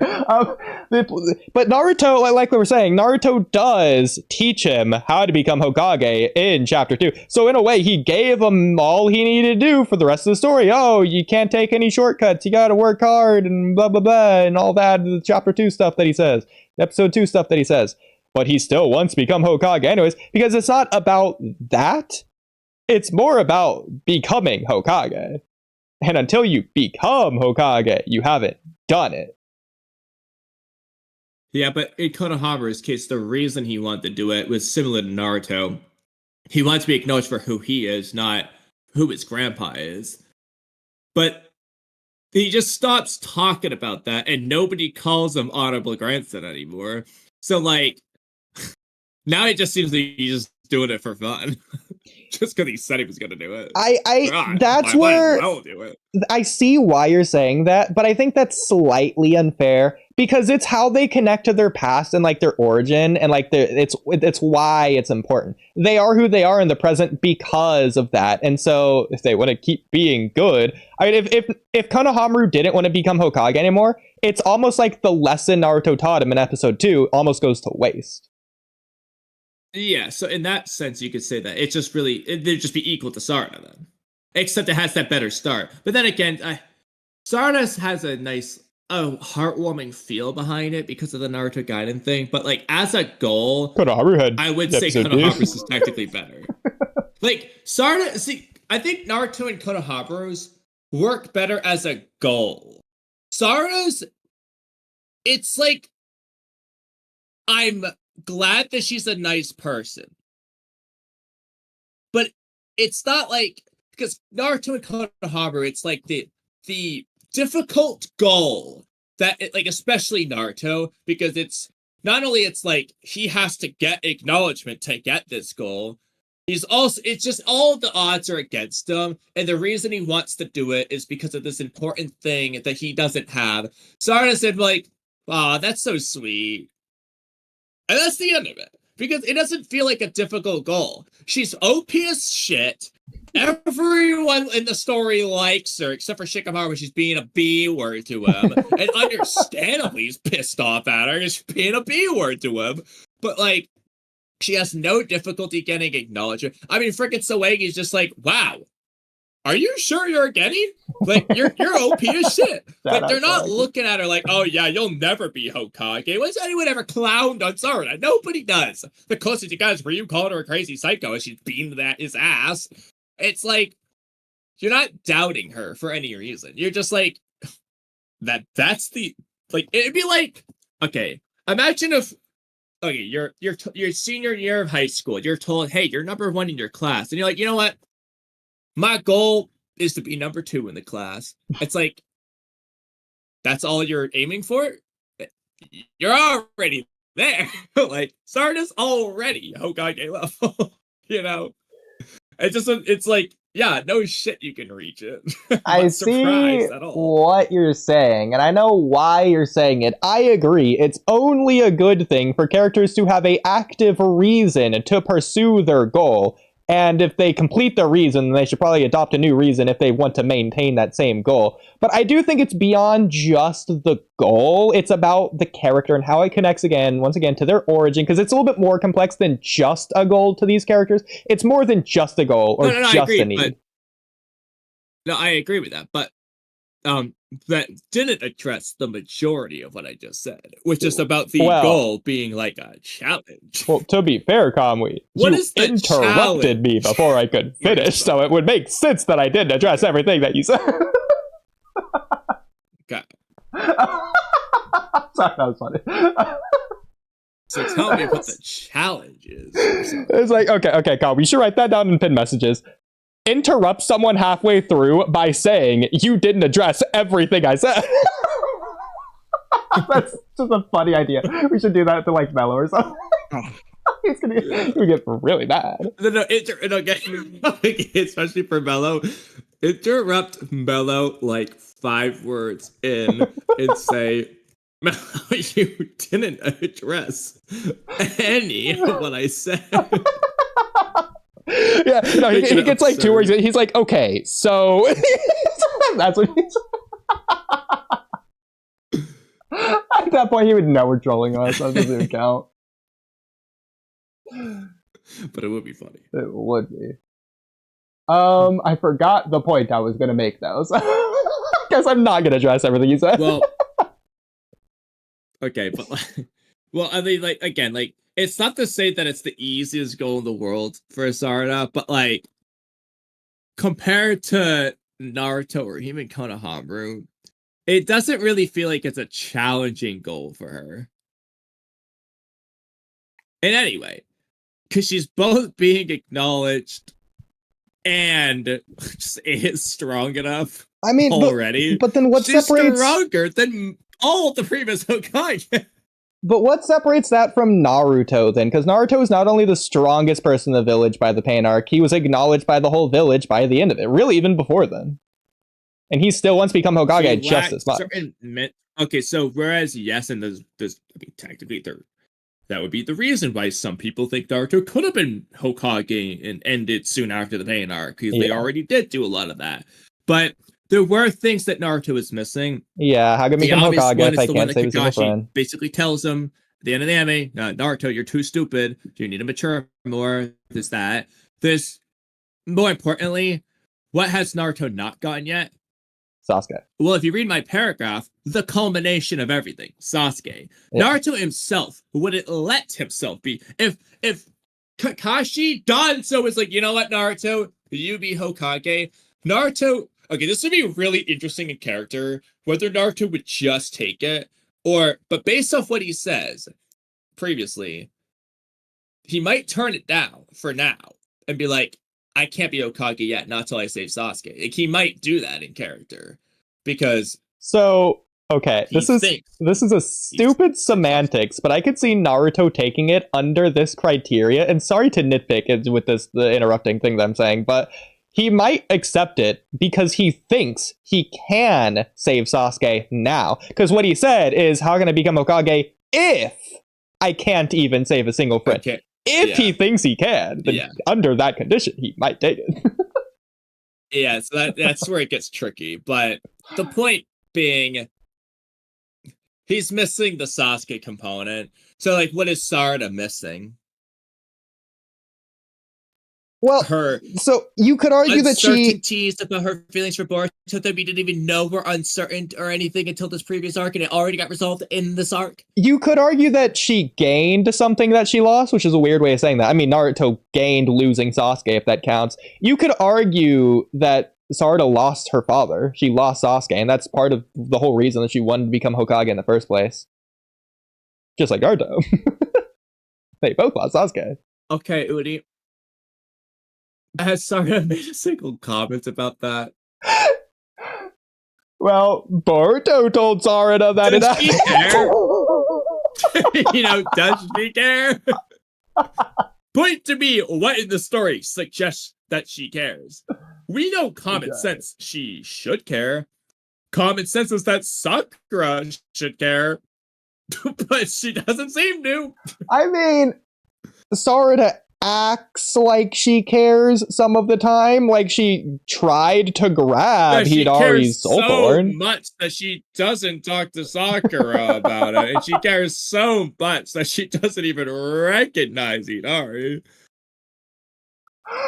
She tried to grab Hidari's soul thorn. What's your explanation for that one? Boruto wanted it. Well, she didn't realize her feelings for Boruto yet. And this only proves the point of why Boruto's bad. when we're just reciting nonsensical arguments that the series have made at each other to debunk each other's nonsensical arguments.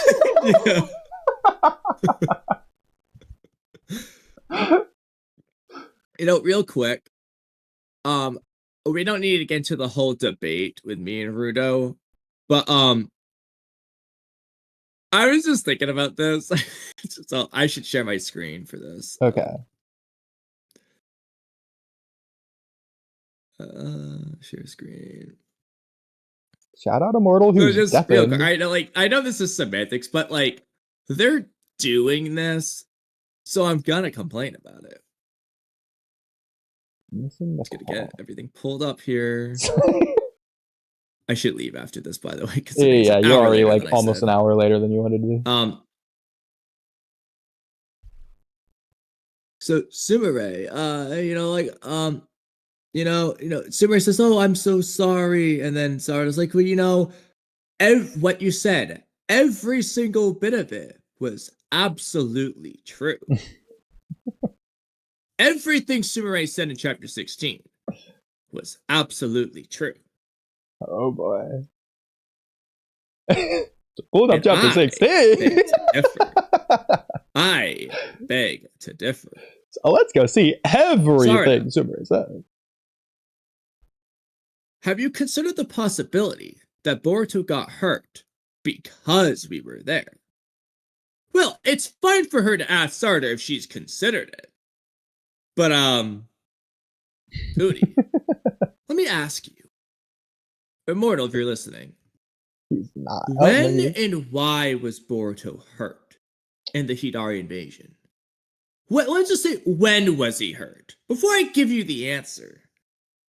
Immortal, do you know in the Jura Hidari invasion when Boruto was hurt? Well, the way I remember it, Kamui, I remember that Sarada showed up and then something or the other, and then Boruto was hurt. That's how it went down. That was a sequential order of events. They beat Hidari. Boruto's not hurt here. Hidari doesn't land a single hit on Boruto. So it wasn't Hidari who hurt Boruto. So who was it that hurt Boruto? I mean, was it Sarada and Sumire? Because I remember there being a male person who left after this. Does that ring any bells? Well, Kamui, let's not be, as Cam would state, misogynist here. Yeah, maybe he's a girl. It's definitely possible. Well, let's see what Mello would say. It wasn't a man. It was a man who did it before he left like a B word. So I remember, Boruto unscathed catches Hidari's soul thorn, and then just anyone else remember when Sarada and Sumire grabbed Boruto's shirt and they started arguing? Sarada here. Well, to be fair, see, it's when Sarada looked at Boruto here. That's why he was hurt. To be fair, Kamui, I'm going to right now unironically challenge you to prove Sumire didn't shoot that Biju bomb. I want you to prove it to me. Let me see your debate skills. Unequivocally, scientifically prove it. Without a shadow of a doubt, Jura did that and not Sumire. Let's see it. I want to hear your rhetoric. Okay, this will work. So Sumire is coming from this building where Himawari is. You can tell based off the air vents behind her. And where's the other panel? in multiple panels here. She was off the distance earlier in the fight if you need me to go back to see that, but you can clearly see she's close to those air vents. She's running from this direction. Boruto was shot from this direction. Well, so, counterpoint. We've never seen the Biju laser beams ever be curvy. They've only been shot in a straight line, and Jura's missed because, unlike Kitamaru, he can't just change the trajectory midair like a missile when he does this laser beam shot. And then we see again from this angle, Sarada running from this way, where she's not where Sumire is. She's actually she was holding Boruto. Then she ran this way, and the snipe came from this angle a second time. So clearly, and there's also no curves indicating that Sumire shot Sarada here. So Kamui, what you're saying is that Sumire was holding Boruto in the scene where Boruto was hurt. No, Sarada was holding her. Yeah, but Sarada and Sumire, they go hand in hand. Sarada shot him.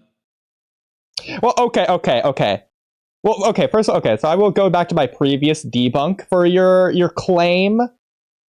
The backgrounds of Two Blue Vortex have never been consistent. It was consistent here. You can say it's consistently wrong. Okay. So, I have a really stupid argument for you. Ninshu connects everyone. Sarada and Sumire hurt Boruto here. Prove there was Ninshu involved. Chakra.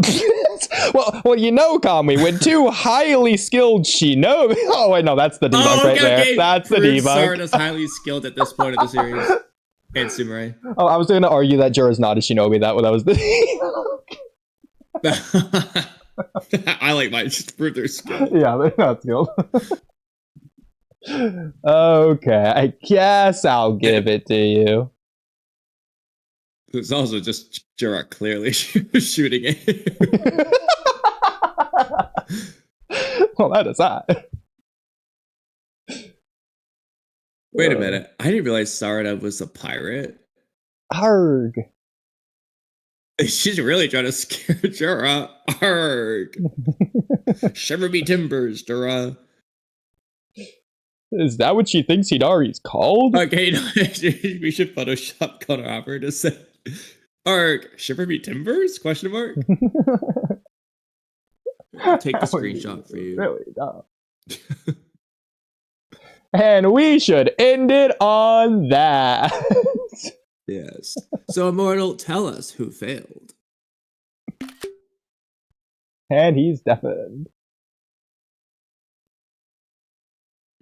Well, Space, I know you wanted me to react to a video, or what? Okay, real quick, since you're on pin messages anyways, that picture I posted in there, two things. First, what do you think it is? Something about the Terminator. Okay, I'll give you that. It was a Terminator movie review from one of the movie review channels that I sometimes watch. It's like an 8-year-old video or something, so I was going back and watching it. Why do you think I took this picture and put it in pinned messages? Are we gonna try to mimic his face? No, but okay, well, I'll give you a hint to technically take away something that isn't a hint, if that makes sense. So, I didn't put it in pinned messages for any particular reason. It was just like my safe storage bank area, just general somewhere. I'll deal with where to put it later, or what to do with it later. It was just my place to keep it. Okay. Yeah, is it because the Terminator kind of looks like the Colossal Titan or something along those lines? No, but that's funny as well. It has to do with. Does it have anything to do with this little guy in the corner? No, it's the guy. Good. And it's not us trying to make that face. No. What about this guy? Is he someone we know? Secretly? No, it's not. It's no. Well, it's technically somebody we know. That's technically why I took the picture.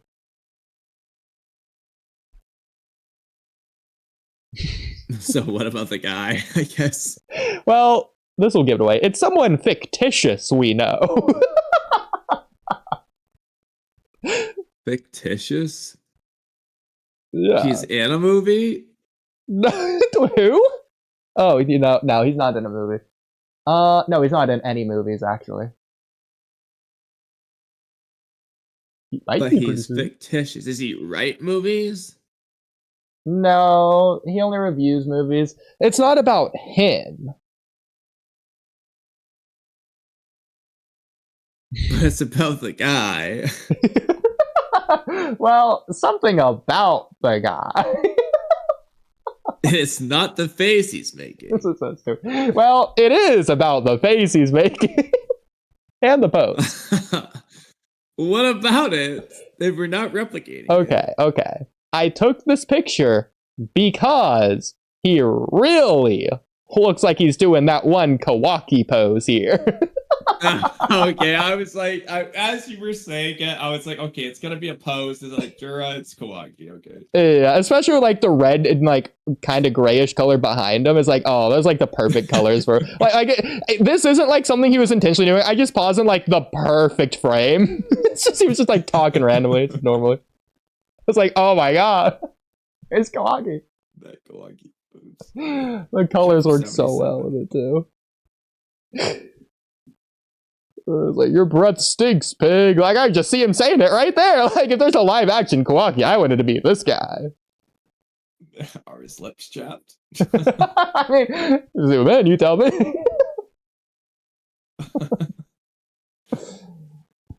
But, okay.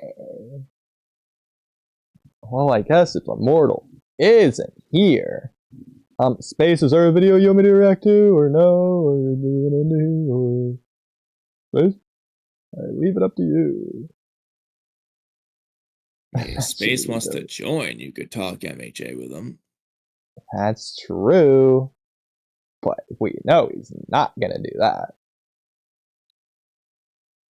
Probably. Yeah. Well, not MHA related.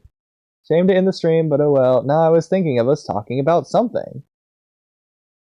But it's not MHA related? Well, are you gonna talk to him? Well, let's find out! Let's invite you. Alright, well. I guess Kamui's going to bed. Yabba dabba doo. Ikimoto failed too. Okay, bye! Bye. Okay, Space. What's the plan? Wherever you want to type it, just let me know. All right. Well, as long as it's not all left. Heck, even all straight would be weird in this context. Then again, 3 rights makes a left. So I guess it depends how many all is in this context. But as we wait, I suppose I'll say hello, chat. How are you?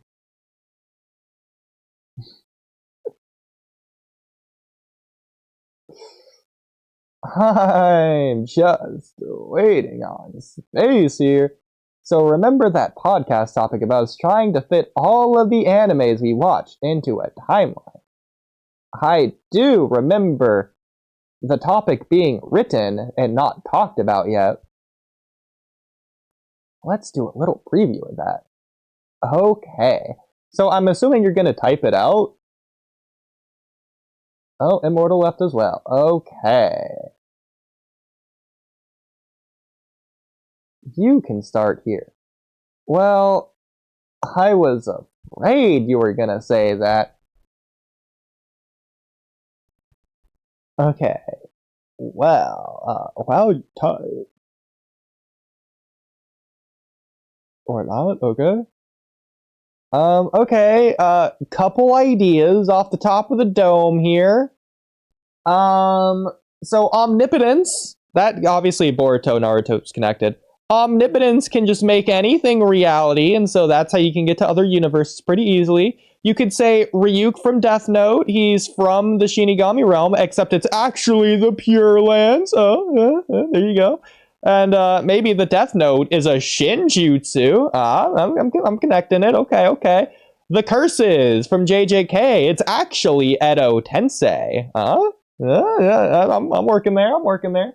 The timeline is where it gets a little messy, but omnipotence can just make people forget their memories, and so that's an easy way to work around it. It's just about what order comes first. You know, does JJK come after Naruto or before Naruto, or Death Note before Boruto, after Boruto? So how are we gonna do it? Let's face, those are some of my initial ideas. Obviously, quirks, they could just be derivatives of the Otsutsuki and or chakra, so that's pretty easy.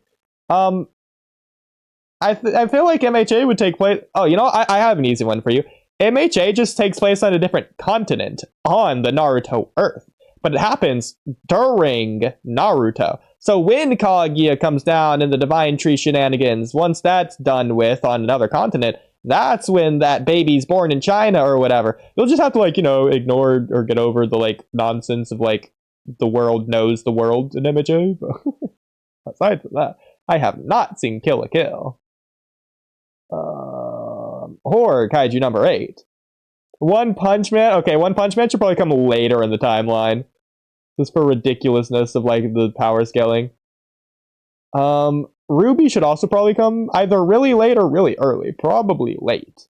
Because, like, I'm assuming that, like, it's like civilization gets all built up. You know, Boruto is all futuristic, and then One Punch Man's after that.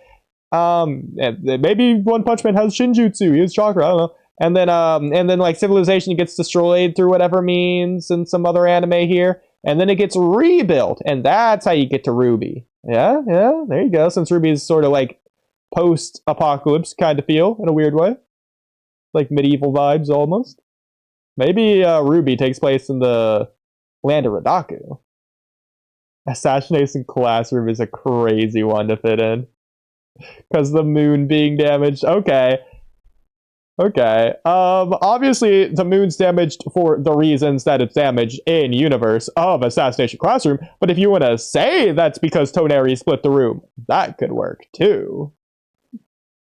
Also, I've not seen Fruits Basket, but I wonder how Cam would connect it. Is that the story about, like, the soldiers that went to war and then came back and now they're at the pond or something, and the trauma? Is it that one? Because, hey, kid soldiers went to war in Naruto. Well, there you go. It's about the animal curses. Well, hey, curses just like JJK. All right, that's an easy way to connect those two.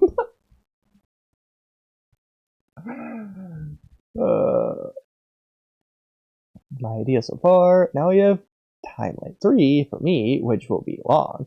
Okay, so you're not connecting everything into one timeline? Because, yeah, you get the timeline 1 and timeline 2 and 3 thing. Okay.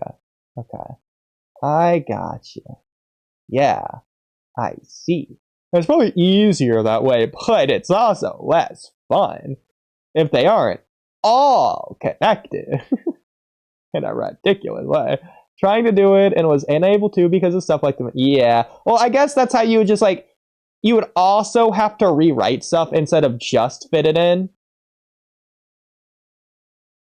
But then you're just, like, changing massive parts of the story. Obviously, Toneri splitting the moon isn't important to the Naruto lore, but Assassination Classroom, yeah, it's the moon being destroyed there is, like, important because that's, like, the start of it. But, yeah. By the way, Space, how far are you in Assassination Classroom now? Have you finished Season 1? Are you working on Season 2? I forget, is there a third season? It got really good towards the end. It got better and better as it went on. I did not like it at first. I will be the first to admit it. It felt like a cartoon, not an anime. But as time goes on, it became more anime-esque. And I liked it. Because it just kept the vibe going of, like, the previous stuff, and then just paying respect to what came before. And yeah, that's what I would say about that. Just kept everything connected. It built on everything that came before it. And so even if it felt slice of life-ish, it's like the goal was persistent rather than there being a persistent goal. And then there's like an individual focus per episode. It was both. But like, along with that individual goal, it still kept in the back of our mind that ticking clock of the overarching goal, as well as in some kind of way usually progress that overarching goal instead of just being a single one-off filler episode. And I like that. So whether it was character development or...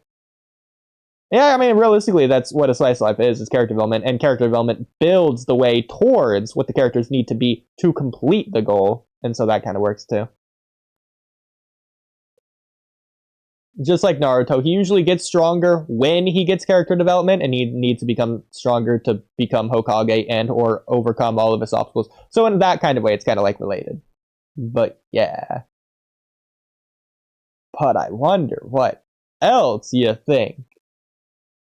And all the ways you would connect it.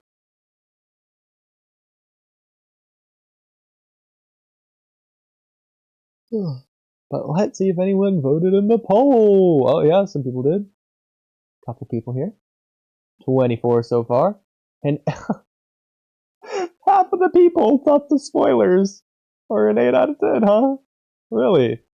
Gene giving honey to Himawari, that's an 8 out of 10 to people? That's their standards, their expectations now?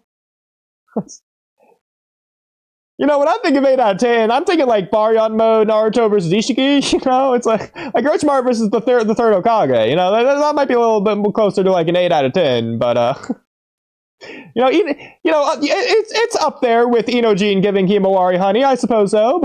Anyway. Timeline 3 in my orders, JJK, Burn the Witch, Fruits Basket, all take place in modern time. So those are easy. JJK is the last one to take place. Okay. Afterwards, Kaijin, not Kaiju, but Kaijin. Number 8 happened with the Kaijin being early versions of mutant quirks or monsters from One Punch Man. Then MHA happened, and lastly, One Punch Man. Yeah, no, I agree. Okay, yeah. One Punch Man would be easy to follow up from MHA. You could even argue maybe Saitama somehow, some way, was like born with One for All as like the 8th vestige or something. And obviously, as time goes on, the generations go on, the quirks become stronger. That would apply to the heteromorphs as well. And so their like monster designs would become even more monstrous and even more powerful over time. Kind of, maybe even as a result of whatever All for One does at the end, if he has any ramifications. For example, what he did to Spinner, what if that becomes like a global phenomenon issue somehow, some way? That could explain the monsters in JJK. Or, sorry, monsters in One Punch Man.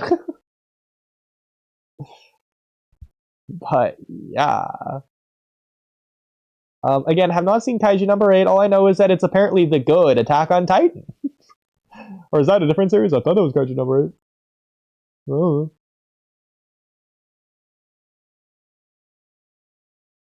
I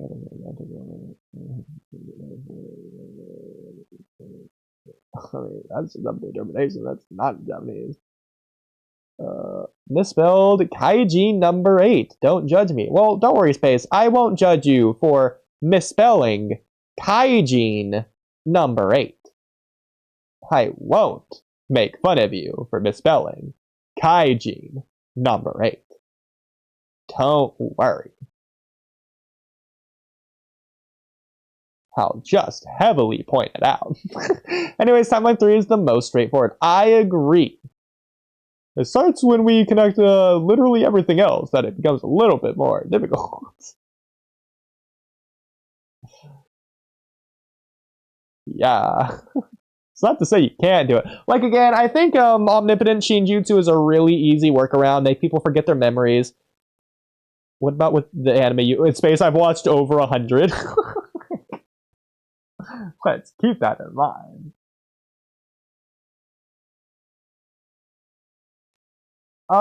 Something that could be interesting, you could maybe have like Full Metal Alchemist, especially Brotherhood. You could have that take place like during the Warring States era, if not earlier, just on another continent. And then Omnipotence would just like change that, erase people's memories of that or whatever. Like maybe that could be, because like alchemy in a weird way is like bootleg ninjutsu. That's the way I always saw it, especially since they're doing like weird hand signs anyways. So maybe it's just like people when they like first discovered chakra. Maybe even like separate from Indra. Maybe if they just did it on their own, you could do it some way like that. Maybe. Other anime. No Evil is just real life, so you can't really connect that to any of these. Unless you want to connect it to JJK. It's the same universe. Here, I'll pull it up. Avatar The Last Airbender would be crazy to connect. I don't think there's any possible way you can do that unless it's set in the far, far future or far, far past. But Fire Force, you would connect that to Fruits Basket, I feel like. You could do it that way. You might be able to connect it to Attack on Titan. As crazy as that is to say. Depends what they do at the ending there. Obviously with Soul Eater as well, through the Soul Eater moon, but I have not seen Soul Eater or finished Fire Force. I mean, I'm caught up to the anime, but yeah, no.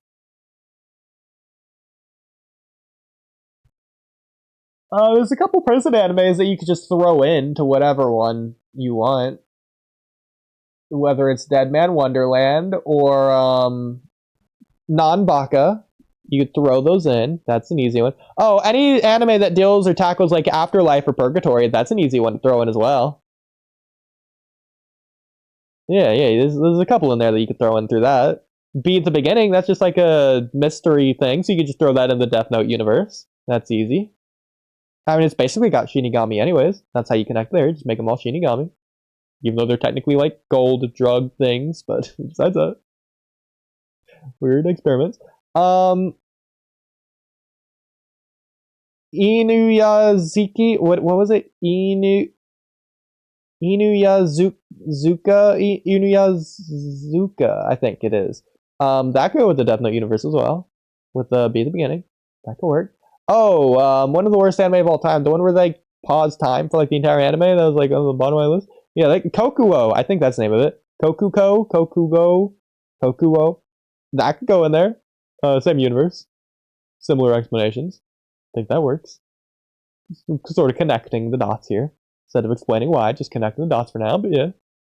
Timeline has multiple things. Curses and Spirits with JJK, MJ, Fruits Basket, and Burn the Witch, all having that. Yeah, I agree.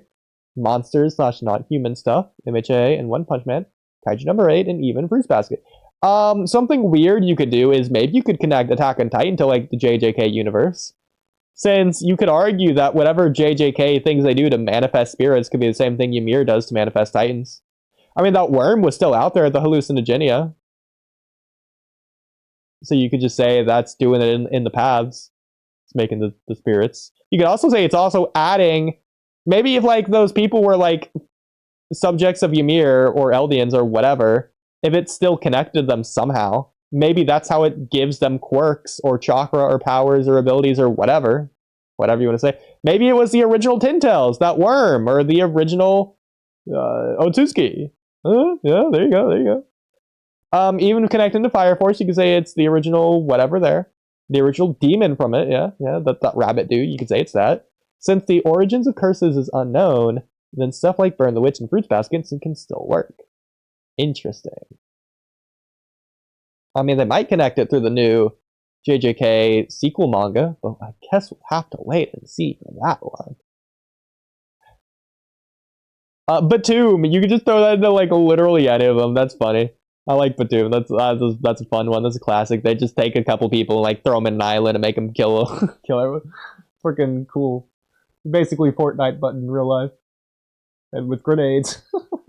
Cool. I like Batum. We need another season of Batum. That's enough. Of all series that needs a season 2, it's that one. King's Game would be a crazy one to throw in. I guess you could probably throw it into JJK. Or Death Note. Death Note would be hilarious to throw it into. Space, don't watch King's Game. King's Game is messed up. But yeah, this is definitely a lot of curse kind of stuff. What's the, like, not assassination class, but like Classroom of the Elite. You could also work with that. You could throw that into a couple things as well. That could work pretty well since it's mostly real life. It's like a lot of smart stuff. You can throw it in Death Note pretty easily. Psyche K has a lot of powers which could let you get around stuff if Psyche's just doing stuff in the background. He basically has omnipotence. So that's an easy way to get around some stuff. Reset the timeline, maybe. Basically, the Fairly Odd Parents. If I have to include the JJK sequel, then it would take place before One Punch Man, but after MHA, I guess.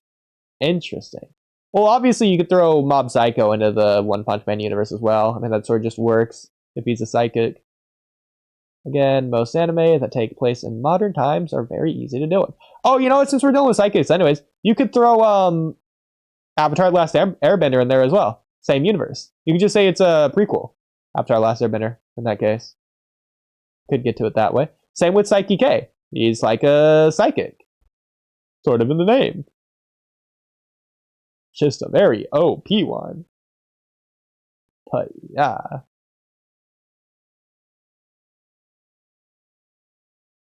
Okay, I am only putting together animes I watched the timelines. Not ones I haven't. But Space. These are ones I have watched. You asked me. Also, I'm only halfway through Assassin's Classroom. Yeah, I was worried about that. I don't want to spoil you on that. Not that I think like anything at the ending would like change where I would place it in the timeline or anything, but you know. But yeah, no, especially around halfway, that's when like Assassin's Classroom gets really good. Whenever that like one guy comes in, yeah, and then you get the clap thing. Have you got the clap thing? If you know, you know. Have you got to the part with the clap? No. Okay. Well, whenever someone claps, that's when it gets good. Or it's about to start getting good, I should say. Some of the craziest stuff with the whole show starts right there. So I would just say, wait for it to clap. Whenever there's a clap, you know it's about to get crazy. Going forwards, that is.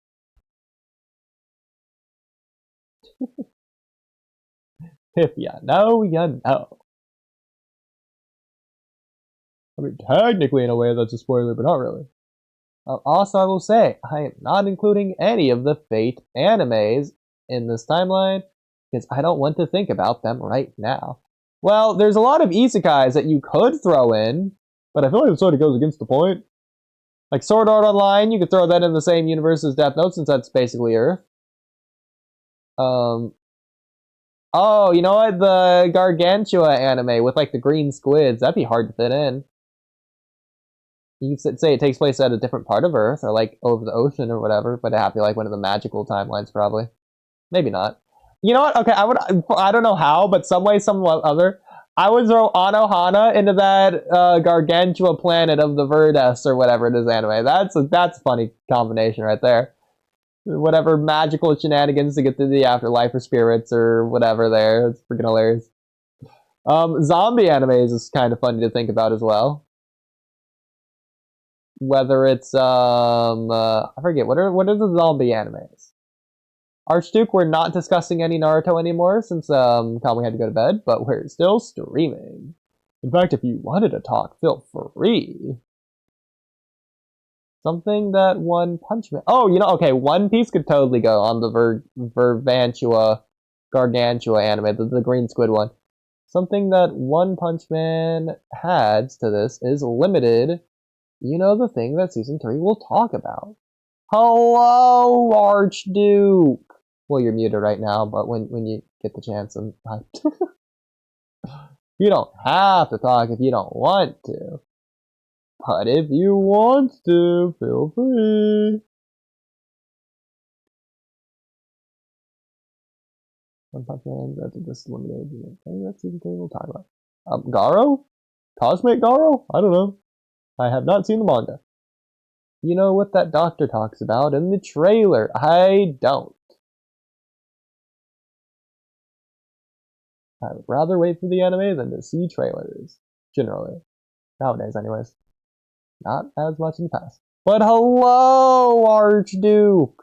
Want to see the trailer? Oh, okay. Hey That's guys. right. Hello. How are you? I'm alright. Okay. Well, you know, Archduke, You know, Space, I hate to do it to you, but I just want to go back to something really quick. Because right now, Archduke, we're 1 for 2. So I was hoping you could read something off for me really quick. Am I sharing my screen? I am. So, Archduke, so you can see my screen, right? Yeah. Perfect. So, I was hoping you could read off Kaz's translation of this, which is right here, and you can just tell me your thoughts on that. I'm curious what you're going to have to say about it. That it's not true. I mean, didn't she awaken her Mangekyo like the first part of Boruto? Well, this says I- activates her Mangekyo, which is completely fine. But let's take it from the top. Go ahead, read it out loud slowly, and let me know just your thoughts whenever you're reading it. We'll go one sentence at a time. All right. Sarada, who aims to become Hokage, shows off a new power. So nothing crazy there. I'm sure you would agree. There's a pretty standard, pretty acceptable sentence there. Yep, pretty normal. Okay. Sarada, having become aware of her feelings for Boruto and her goal of becoming Hokage, activates the Mangekyo Sharingan. So, is there anything in that sentence that stands out to you? Probably having become aware of her feelings for Boruto, or So, that's an interesting part of the sentence, but is there anything else that stands out to you in that sentence? also and her goal of becoming Hokage. So, what do you think about that?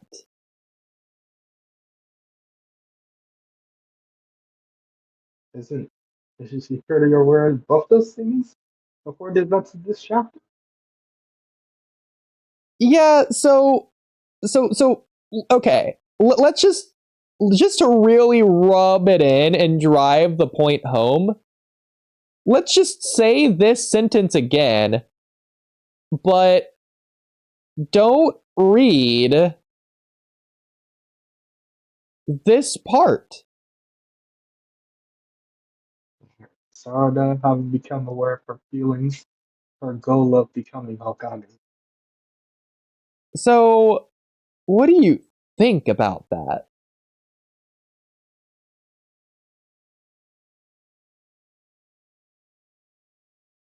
I don't know.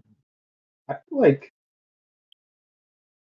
I really don't know how her goal of becoming Hokage is handled into the Vortex, but I'm pretty sure she was pretty, you talked about how she was pretty confident in herself, like pretty much the whole series until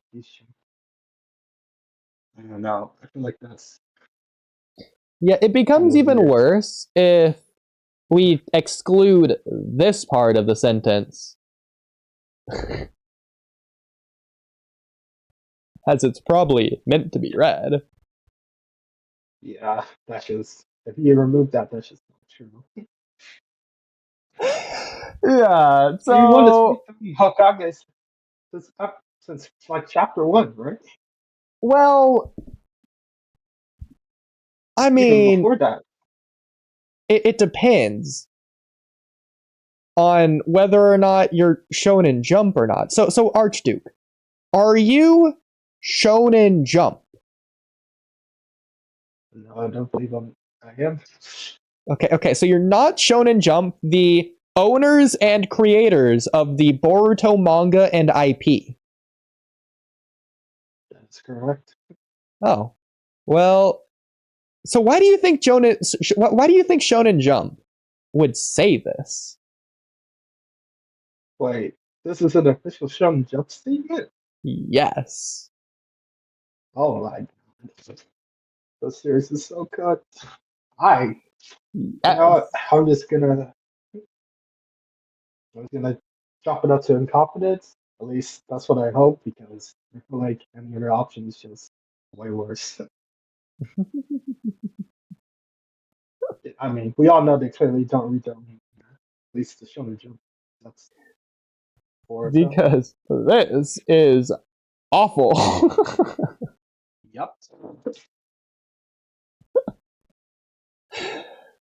Now, okay. My one justification, because we went over it earlier, because if we switch this around, then this doesn't really work out. It sort of accentuates the problem here. But you could say that if you switched it around, it works.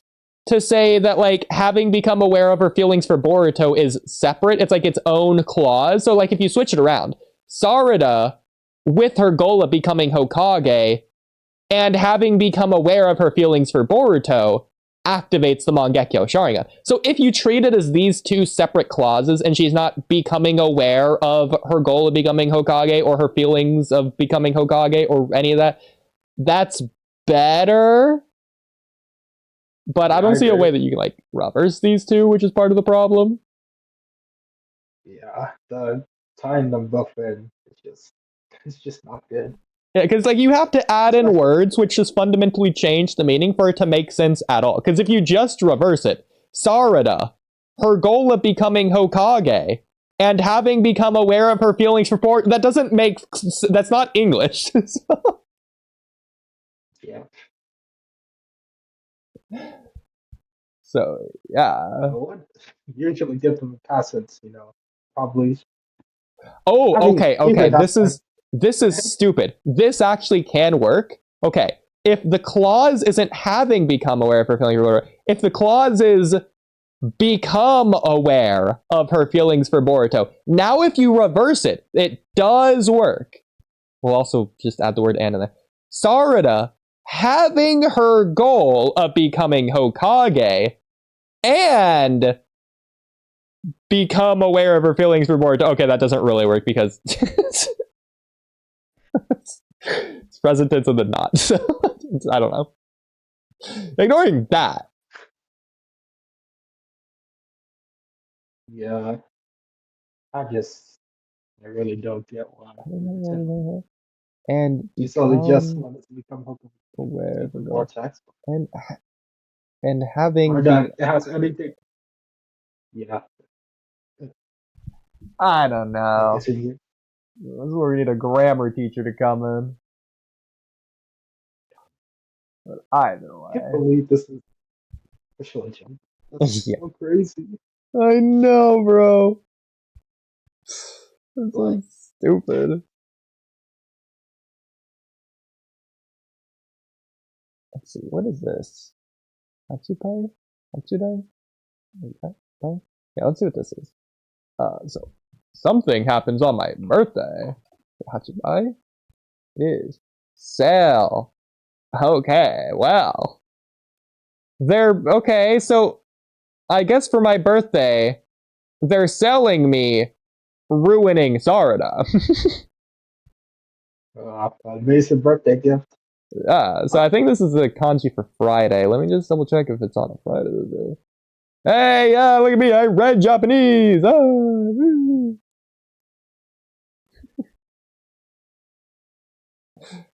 Okay. Well, with that being said...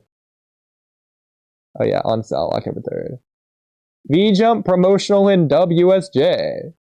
So, there's that.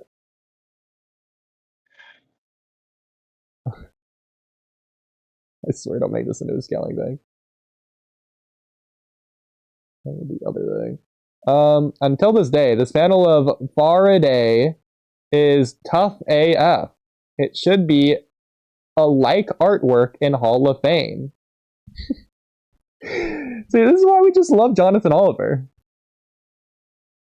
That's Jonathan Oliver? Oh, yeah, Steven. Sorry for my mistake. Okay, bro. Whatever. But shout out the YouTube chat. If you want to understand any references that Oodie and Kamui make, then join the Discord. Yes. when do spoilers drop? Tomorrow, hopefully by 10 a.m. Please subscribe. Are you saying that for them to subscribe to us or for us to subscribe to you? But hey, definitely subscribe! Hema, the goat. Guys, So, Archduke, have you seen the spoilers? I think this is I don't read too good Vortex spoilers. I'm sure you just wait till the last the thing comes out, or just watch you guys. Okay, so you don't know what happens and you don't want to know what happens in the sneak peek.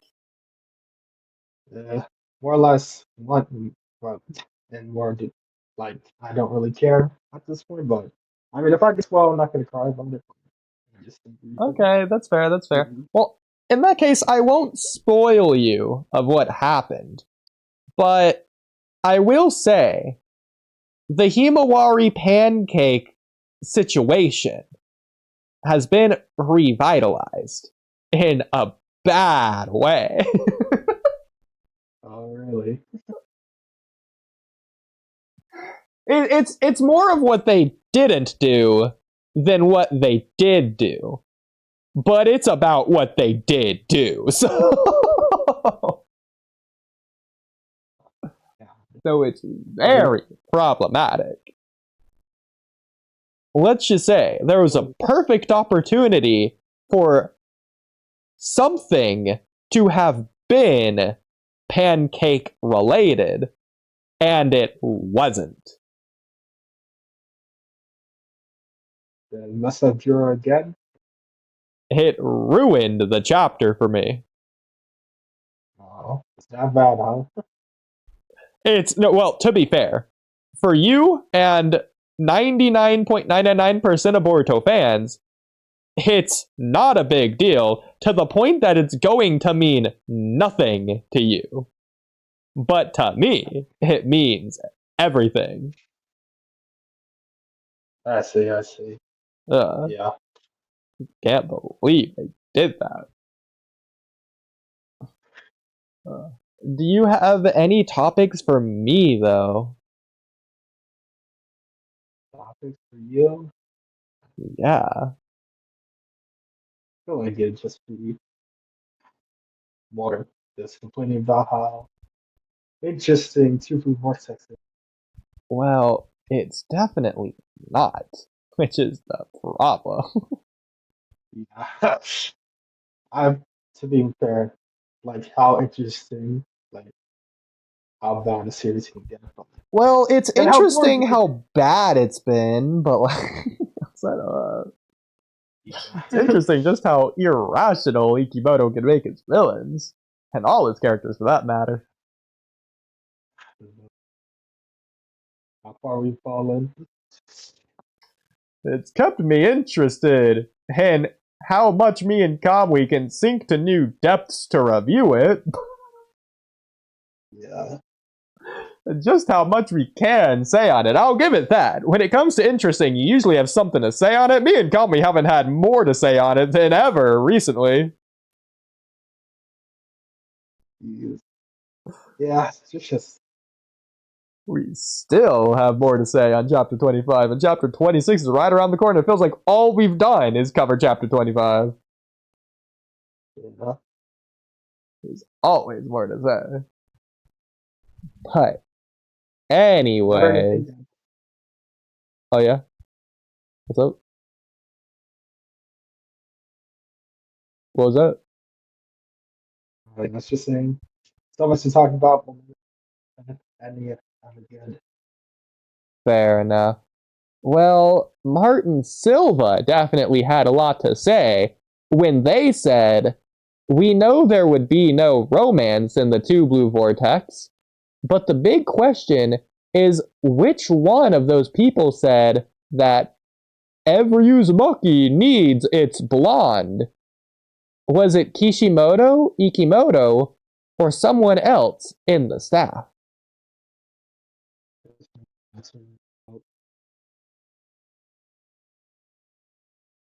So, I'm not quite sure what Martin Silva is referencing, considering we're like 2 for like 8 in terms of Uzumakis. Naruto doesn't count because he was born blonde. He is the blonde. It's like he's the Uzumaki of the Uzumaki relationship between Naruto and Hinata. So Naruto didn't go for a blonde. I'm not going to count that because he's blonde. Minato went for Kushina, or I guess Kushina went for Minato. I'll give you that one. And I guess Himawari and Inojin, I mean, you already know the chemistry there, so that's seemingly being set up for something. So you're like 2 for 8. Karin went for a black-haired person. Nagato, you could argue, went for a blue-haired person. And Konan. Gaara, if you want to argue he's Uzumaki. I mean, I don't think you really should, but... he's going for what? Matsuri, who's brown-haired. You have Mito, who went for Hashirama. That's black-haired. Who else is Uzumaki that we know? Yeah, Kushina. Obviously, it's blonde. If you want to say that one redhead fake Naruto from the filler was Uzumaki by coincidence, I don't know. Did he have a romantic love interest in that arc? I don't remember.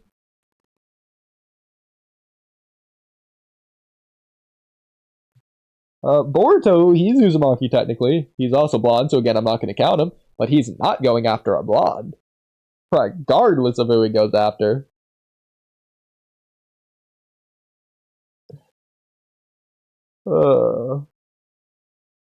Let's see, who else is there? I feel like there's someone I'm missing or forgetting. Technically Menma, if you want to count him as Uzumaki. From Naruto the Last. It's not like he's going after Ino or anything, to my knowledge. So there you go. Let's see. There has to be another one. I'm just not thinking of it.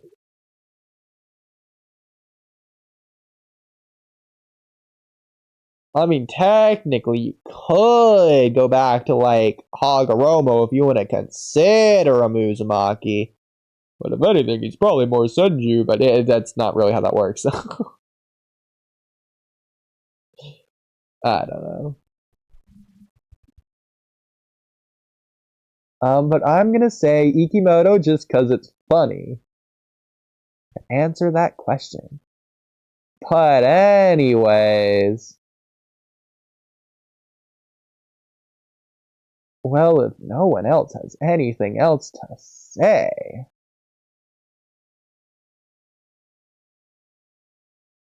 then I guess we could possibly end it there. I am curious what the people in Rain server are up to. Looks like they're playing Madden, but I guess I'll ask Izagi what he thinks. Who got a hold of me? Oh my gosh. But anyways, I'll see you guys later, I guess. Alright, see you guys. Bye. Izagi. What's up, Never mind. Oodie? Izagi's muted. What's up? I am live, by the way, right now. I know I've never done that before, Oh, but don't hi. click on stream. No, okay. But I wanted to say don't. hi and see if you guys had anything you wanted to say on stream. JJK Hi. Part 2 is good. Interesting. And Raijin, you were saying pie or something? What was it? Hello. Hello. Well, do you have anything else to say, Raijin? I sure do. Dude, what do you think about the newest chapter of Boruto? I'm glad you asked. So, Jenna, have you read the spoilers? Or the sneak peek or whatever? I have not read the last chapter, even. Interesting. So. Okay, well, you don't need to have read the last chapter for this. So, Raijin, I'm assuming you have. I have. Interesting. So, Raijin, what did you think about the food item that Inojin gifted to Himawari? What'd you think about that? Well, I'm just curious. Okay, so maybe I haven't seen the newest chapter. Well, Do you want to guess what food item Did they just drop a Inojin new chapter? didn't give to Himawari? It's not the new chapter, it's just a sneak peek. Sure. What is it? Well, I was hoping you could guess. Well, there's a food item in particular that has been associated, I'll use that word, with Himawari. It's pretty infamous. I'm assuming I don't need to tell you which food item and Himawari has been connected. Are we on Jeopardy right now? What's going on, man? Yeah, it's just like, do we get points? I mean, I could make a Jeopardy and give you guys points if you want. Not right now. Let me look up the Is board. it- So Is it pancakes? It's okay. So, do you want to guess what food item Inojin didn't gift to Himawari in the sneak peek? Did not? Did not. I would assume every other food that isn't pancakes. It's honey. Can you believe the fact that it's honey and not pancakes? They ruined this latest chapter with that. Ruined it. hey, can I also say we've never seen bees in Naruto before? So where did he get the honey? Actually, no, that's not true. Remember, Kabuto killed bees that one time at the beginning of Shippuden, as well as that one filler where Hinata killed bees in part 1. I don't remember that. Ooh. There's also probably some bees No in the knowledge. Forest of Death, but maybe there's not. Like Kanahamaru's Crush OVA, that one thing. Either way, there's definitely bees in Naruto. Kabuto killed them, so... Well, technically, if he Okay. killed them, there might not be any bees left. But I'm assuming there's bees elsewhere. I see people praising that we're actually making backgrounds again, Mikimoto. Oh, okay. Well, hopefully they're actually good. And not as they've been. But So why do you want to talk about the honey? because it's not pancakes, and that made me mad. Yeah, I Well, it thought would be cold pancakes by the was time like he brought them birthday. over. Like, okay, let me give you an analogy. Oh, this isn't the same thing. It's the same thing. Do you remember the time slip arc of Boruto when Boruto went back in time and he met, like, Kid Naruto? Mhm. And if you remember, Boruto took a present with him from that time. It was a ramen flavor that had, like, gone out of, like, service or whatever. It's no longer available. And do you remember what he did with that ramen flavor when he got back to his timeline? What'd he do? He gave it to Naruto as a gift, and almost like it had meaning behind it or something. Imagine if, like, you know, instead of ramen, he just gifted him, like, I don't know, a lollipop. Like, here, Dad. Oh, I like you and all. Here's your lollipop. I don't know, man. Is there any symbolism behind the honey? Have you looked into the symbolism of honey? You know what? I'm going to do that right now. What does honey symbolize? Before looking it up, I just want to say maybe they're doing something interesting here. Maybe they're contrasting the sweetness of the honey with the sourness of this qualities chapter. Chapter's quality. I think Jin might have an answer. Sweetness, love, wealth, abundance, health, purity, wisdom. Was that any And of your Guardians of answers? Sacred Spaces. Well, See the new Guardian of Konoha? I definitely don't know if I would go that far. Taking Naruto's mantle as the Nine Tails? Jinchuriki? Inojin is Shiba? That's a theory right there. That's a crazy one. But there was something else I wanted to get your opinions on. Okay. So, if I had to ask both of you a question, and feel free to answer individually, you know, independent of one another. So, Okay. I was just curious. At what point in the Boruto franchise would you say that Sarada had become aware of her goal of becoming Hokage? Meeting Sasuke for the first time. Interesting answer. Okay. So I'm glad that you think that. So, Raijin, do you have a similar answer? Or do you have something else in mind?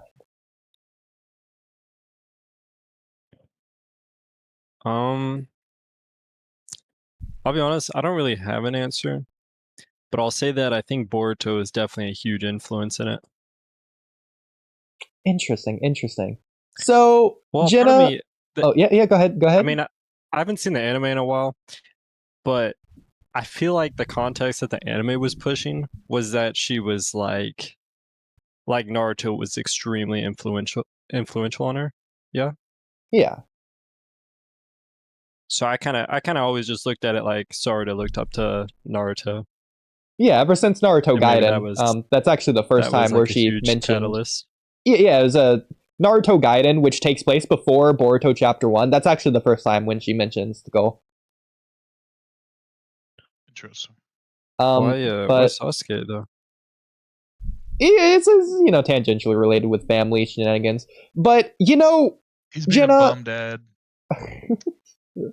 It's really unfortunate though, Jenna, because actually Shonen Jump disagrees with you. With me?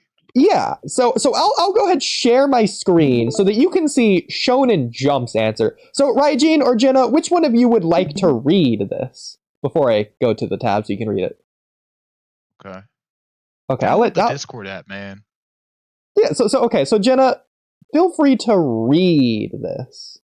Okay, Sarada having become aware of her feelings for Boruto and her goal of becoming what? Well, it keeps going. Activates Yeah. The Mangekyo Sharingan with the power to manipulate gravity, she overwhelms the divine tree, Ryu. So, Okay. Jenna, if your answer wasn't Boruto 2 Blue Vortex chapter 24 or so, 23, what chapter was it? When she awakens her Mangekyo Sharingan to defeat Ryu. If your answer wasn't that, of when she became aware of her goal of becoming Hokage. I think you're skipping over a plot point there, though. Shonen Jump disagrees with you. Hold on. I think you're jumping over a plot point. The plot point of her feelings for Boruto. What does that have to do with it? I don't know. Well, that's a good it's question. Like it's separating the sentence there, right? It's not an exact period, but it then activates the Mangekyo Sharingan because of her feelings for Boruto, because she wanted to be able to protect him, right? Then we go on to the next with the power to manipulate gravity. She overwhelms the divine tree. I mean, overwhelms. Yeah. So I don't know. I might be tripping, but isn't this during Omnipotence? This panel? This is in the desert. Yeah, this one she fights Ryu. Oh, we're like actually okay. Yeah, like 3 chapters ago. This is when she knows she wants to become Hokage, not in the Academy arc when she says she wants to be Hokage. This is when she becomes aware of it. All those other times, she wasn't aware of it yet. Yeah, so not the multiple times that she had. Okay. Yeah. I don't know. I don't know. Who posted this? This is a translation from who posted this? Well, I'm glad you asked. This is V Jump promotion in WSJ posted this. Is the translation wrong? No, I translated it myself. It's right here. That's actually what it says. Yeah, Boruto and Hokage's feelings. It's basically just saying that. What it says there. All right, guys. Well, I guess we're wrong. Yep. I guess we're wrong, guys. Shonen Jump said it. Hold on. What does Ikimoto have to do with this, since he's the writer for the series? That's my thoughts on this. This isn't a statement from him. This is a promotional statement. We don't even know if this was approved by him. Yes. The funniest part to me is this is releasing on Friday, 10/3, also known as October 3rd. So for my birthday, they're selling me ruining Sarada's character.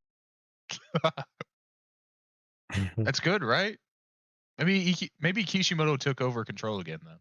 Well, they're definitely giving me hey, birthday present, I would say it's the thought that counts, but this is only a thought, and I wish it never counted.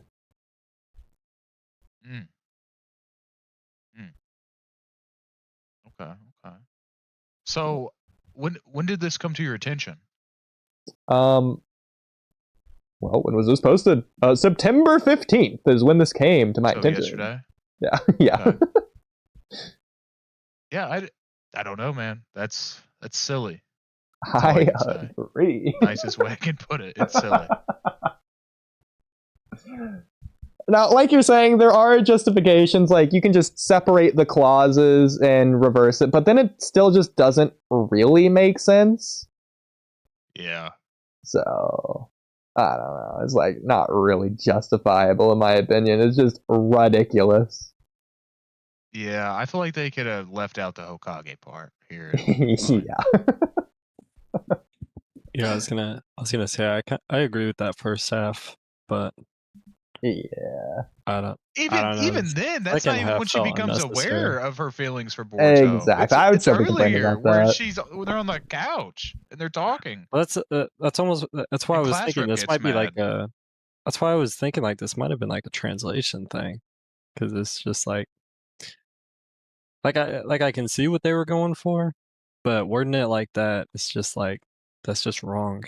Yeah, like this kanji right here, jikaku, is self-awareness, and then Shita makes it past tense. So she became aware of her feelings for the Hokage and becoming it, and Boruto.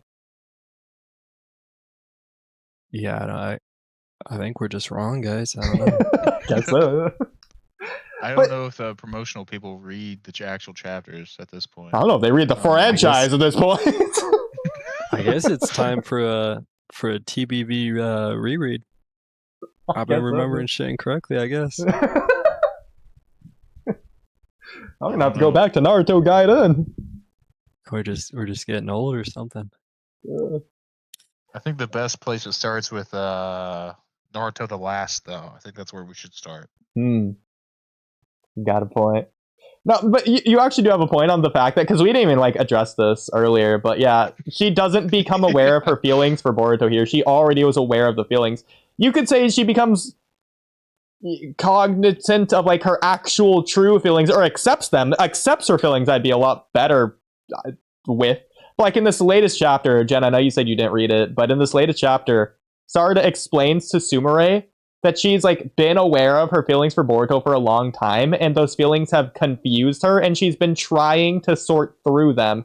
And in the latest chapter, she finally like has done that, and she's like figured it out. So she's been aware of it because she's been confronting her feelings for Boruto for a long time, as she described. I mean, at least since part 1 in the Land of Waves arc, when they share that squid treat. You know what I'm saying? Yeah. That's the first time they like, these two might be a couple. Can I see what the comments are saying? Gladly. I swear, don't make this into a scaling thing. Until this day, this panel of Faraday is tooth as F. It should be a like artwork in Hall of Fame. I mean, do we really need to go any further than that? 11 likes on this? Who liked that? What does that mean? Well, he's talking about Ferris Bueller's Day Off. Can't you read? Oh, I gotcha. I love that movie too. That is a good movie. That is a good movie. What date does the new volume cover artwork get released? Is it along with the V-Jump chapter release? You know, something unrelated to the post. This was actually good before this chapter. It felt random. What? Yay. This cleared it up for you? Alright, guys, I'm telling you, I think we just need to reread. I guess so. It's gonna make a whole lot more sense afterwards. That's so good. I have to take a screenshot of that. It's too good. I love this guy. Just yay. Yay to what? Yeah. Yay! This makes sense now. Wait, well, let's just say it does. Let's say it makes sense. Did they just not read the chapter? Like they're just recapping what happened. They're just stating the events. What do you mean, yay? And this was like a couple months ago too. Yeah. Yeah, I don't understand. Whatever. Like, what is this promotion for? Either way, like this already happened, no? I don't know. Maybe they finished the volume and this was like the most hype part of that volume, and that's how they're like marketing that volume. I don't know. Even then, that's wild. I know, it's crazy. But anyways, I guess that's all the topics I had for you guys tonight. Okay. Well, I guess I'll get out of your head. Oh yeah, okay. So I know that you guys didn't like read the spoilers or sneak peek or whatever, Raiji, maybe you did, but based on how I described it, with Inojin gifting Himawari honey, and that's the full sneak peek. That's it. With that description, how would you rate the Boruto 2 Blue Vortex Chapter 26 sneak peek? 10 out of 10. Interesting. It's not even listed here, but that's what I'm saying. When I think of 10 out of 10 for the Boruto franchise, I'm thinking something of like, like Naruto versus Sasuke, or like Kakashi versus Obito, maybe even like Madara versus the whole alliance there in its like introduction there. But I could see Inojin gifting Himawari honey. It's around that caliber for me. I agree. It definitely is around that caliber, and I gotta say, like, yeah, we have these high moments, but we also need the down to earth moments. You know what I'm saying? We need these sweet little moments between the characters. Yeah, how am I ever going to appreciate Baryon mode versus Ishiki if I don't have Inojin gifting Himawari honey? Exactly. It makes the highs higher, so you gotta appreciate it. Yeah, it's you gotta build up to it. If you don't have the character moments, then what's even the use of the rest of the story? Yeah. Also, I'm very glad that Inojin isn't like traumatized or anything. You know what I'm saying? Yeah, the fact that he's here to even give the honey speaks volumes. Oh, she's the guardian of his life. That's why he gave her the honey. Spittin'. Okay. There we go. I like it. All right. It all makes sense now. Where's Chocho, though? Why isn't Chocho in the sneak peek? Well, Raijin, why isn't Choji or Chocho in the sneak peek? I didn't say that. I said that. Yeah. Are you gonna answer the man's question? Oh, you want me to answer it? Yeah. Yeah. Well, she's got big things coming, let's just say that. Oh, okay. Let's just say Amato's he's cooking up something. Okay. Is Chocho's Amato's true daughter after all? It wasn't Akemi? So they like switch about birth? Amato's got an artificial chakra fruit he plans on giving to her. Instead of the chakra pills, it's the fruit. I gotcha. I see where you're coming. Yeah, instead of butterfly mode, she's gonna turn into like a hornet or something. Hey, I mean, I didn't say it. I'd love to see it. Here, I have a question for you, Id. Yeah, what's up? What character in True Blue Vortex would you like to see just get stronger, I suppose? Okay. By a significant amount. I have a perfect answer for you. Okay, I have two perfect answers for you. The first answer that I thought of was Konohamaru, just because I want to see him do everything that he should be able to do, and that he has done in the anime, that he didn't do in the Hidari fight, or the Matsuri fight, or really just anywhere. I agree. So that's what I want to see the most. What I think that we deserve the most, or rather, what has been stolen from us, I want Mitsuki to go back to the power level that he just was at before he was retconned into being the weakest character. Thank you. No, I so mean, we I can agree literally with have that. the same. We have the same answer. Yeah. No, Yeah. those are literally my two characters. If I had to pick two, Perfect. I would say Mitsuki first, but yeah, a close second would be Konohamaru, for sure. Okay. Jenna, do you have similar answers? I would definitely say Mitsuki. Like, yeah, like it's crazy that they've told us like since the end of Naruto, like they are weak. Like the anime, they told us they're weak to Sage mode, and we have like a Sage being, and we just don't utilize that for whatever reason. Yeah, let's just ignore the fact that like Academy, Mitsuki, and Base was like Jonin level, and then in a Sage mode he was speed blitzing Orochimaru, who, mind you, was killing Victor, who is a Kara Inner, and Kara Inners are stated to be Otsutsuki level. Well, let's just ignore that, by the way. Yeah, So I don't know. Like it's anime canon compared to manga canon, I guess. I don't know. A bunch of And hoopla. what about you, Zagi? Mm. Izagi Good reply, 7. Izagi. Good reply. Yeah. He's definitely here. Speechless. You know, Jin, maybe? No, I'm joking. I'd like Sumire to be a little stronger. I'd like to see Ooh. Yamato again. See, Yamato Yeah, would be maybe. interesting. Sumire has Mhm. not only Nue, but she has her like whole Onbu background. So I don't even think she needs to be powerful. I think she just needs to like utilize her actual ninja tactics. Yeah. I don't know. It's Hold on, hopefully the anime can save us on a few things. For sure. Do you think? All right. Do you think the way Donzo handled the Anbu? Do you think it was better for Konoha? Better than what? Like as far as like in a power kind of way, like the nation's strength. Do you think it's better than the current state? Than the current state. Well, Sai's running it. It seems to be doing pretty good right now.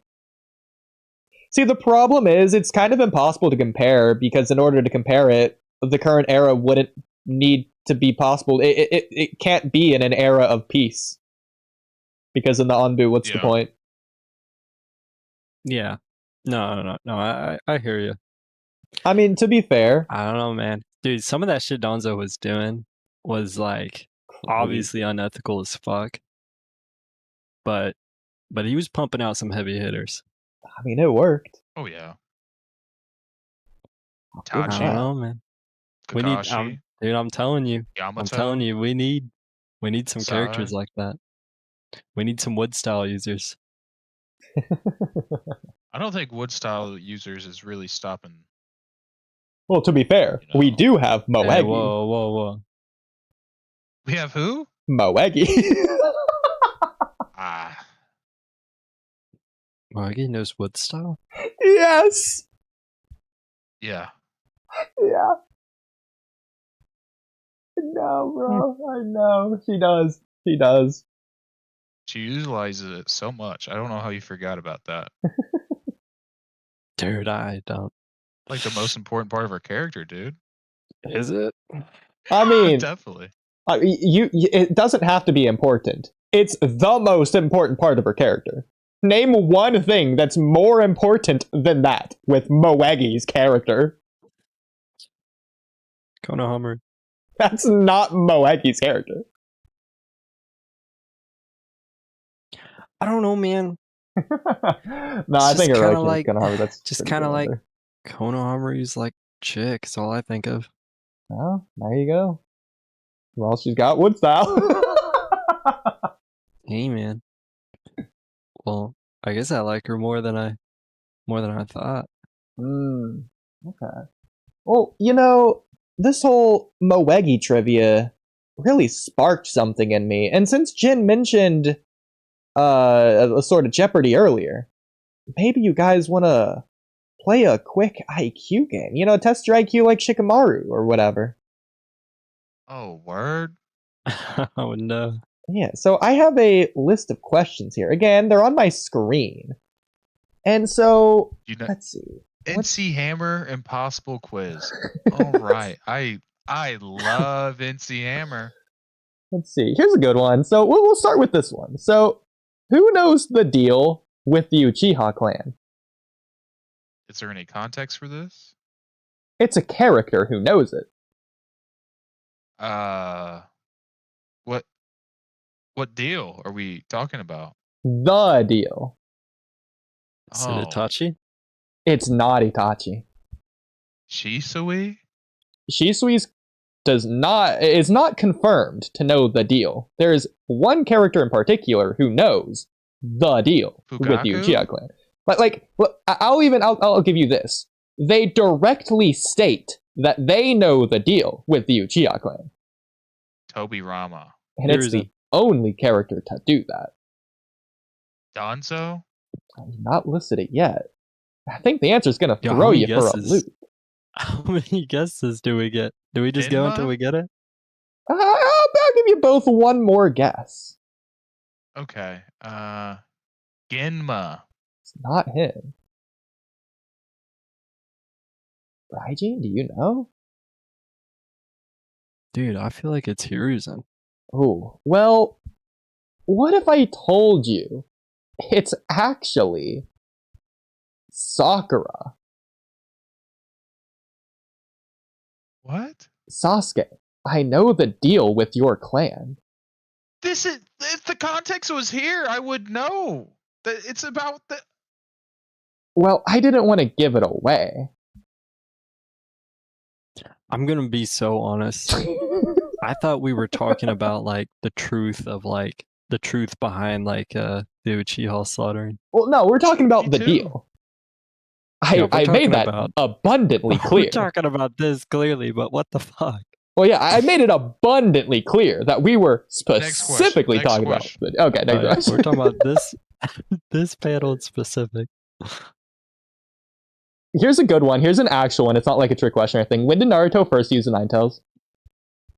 First use the Nine Tails? Yeah. Land of Waves, no? Okay. Raijin, do you have another answer?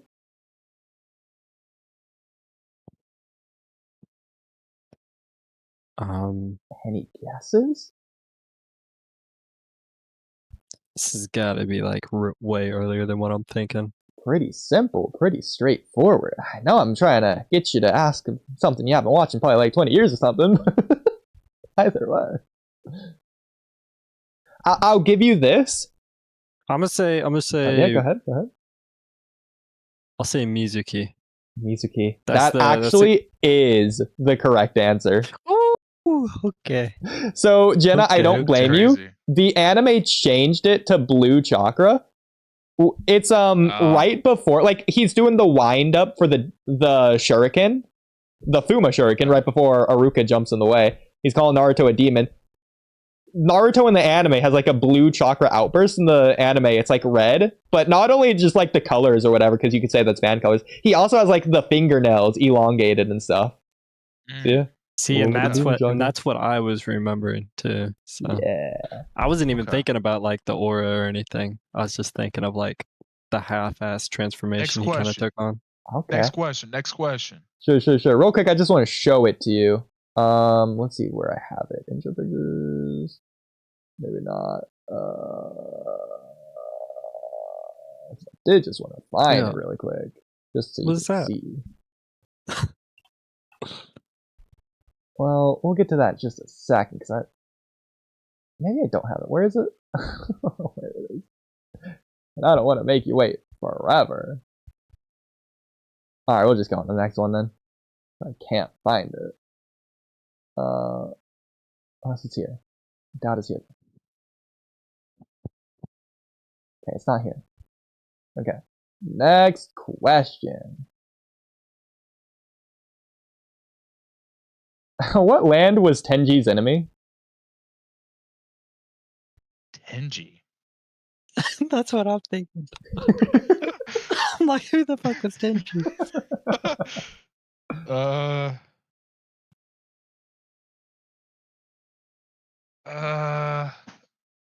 It's a very old character in terms of the very time. old character. Is that Kaguya's husband? It is Kaguya's husband. That's half points. You remembered who I'm talking about. Who the fuck? I don't remember any land's name from the flashback, bro. I'm gonna be That's so fair. real with you. Okay. The land of trees. I don't know. Not too bad of a guess. Raijin, any guesses? I'm gonna say,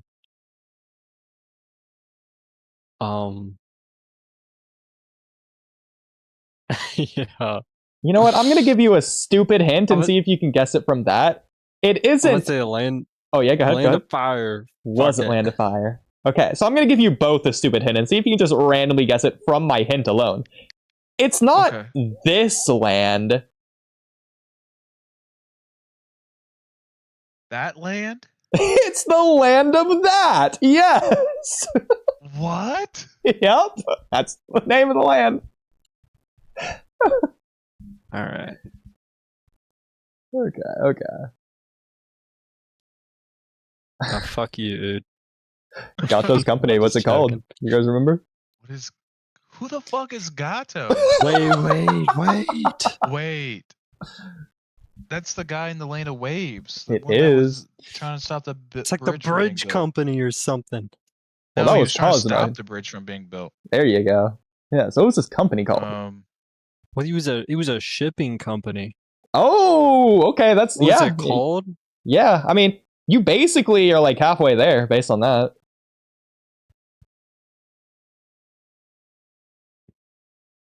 Oh, dude, I don't know. What would a shipping company be called? Freight is us. I don't know. That's so close, and you don't know why. So close yet so far. Raijin, do you know? Oh goodness, I have no idea, man. Well, Dude, I mean, it's fair that you guys don't know, since this is just purely a memory question, but... I'm gonna say Gato Shipping Company. Oh my god, you couldn't have been closer. Gato Transport. It's It's crazy. okay. Wow. Okay. Um, Okay. I don't So- even know what to say about that. So, guys, who was the first to come down to fight for the tuning exams prelim matches? Just like, getting the order here. Who was the first to come down to fight? 10-10? Not Tintin. Oh, Hygiene, do you remember who was the first to come down to fight for the tuning prelim exam matches? Edgy. Just gotta think about the order of the fights. And this is just This like the was first Choji. one. Choji was the last. You couldn't be more Okay. wrong. But I mean, did you hear how confident I sounded? You I were don't even know. confidently Is wrong. Is it, I don't even think it was anyone from the Konoha 12. Well, it Was it one was of the someone from the sound Konoha people? 12. It was? Okay. Shino. Kiba. So, Jin is right. So, this is actually a trick question. So, the first to fight in the tuning exams prelims was Sasuke versus Yoroi, Oh, but they didn't go up in the bleachers to then come down to fight. They were just already on the floor. The first to come Oh. down to fight was Shino versus Aku, which was the second Okay. match of the prelims. Hell yeah. GG. I'll give it to you, We Jenna. up one. Yes, sir. So, here's something that you guys might remember. Who said it? Shinobi are all merely tools in the hands of destiny. It is what it is. Yeah, we got a couple characters that talk about destiny and all that in Zabuza. Naruto, Shinobi. So, sorry, who'd you say? Zabuza. Zabuza. That's a pretty interesting guess. Chinna, any rebuttals? Any counters? For debunks, Neji. even. Neji. Neji, he does talk about Destiny Knot. That's one of the ones that you definitely think of. It was not Neji or Zabuza. Any other guesses? It's or a long answer, so let me think of who that could be. Well, you never know. As far as you know, the answer could be, it is the character named A. As far as you know, it could be that. That is true. Kakashi? Raijin, any other guesses?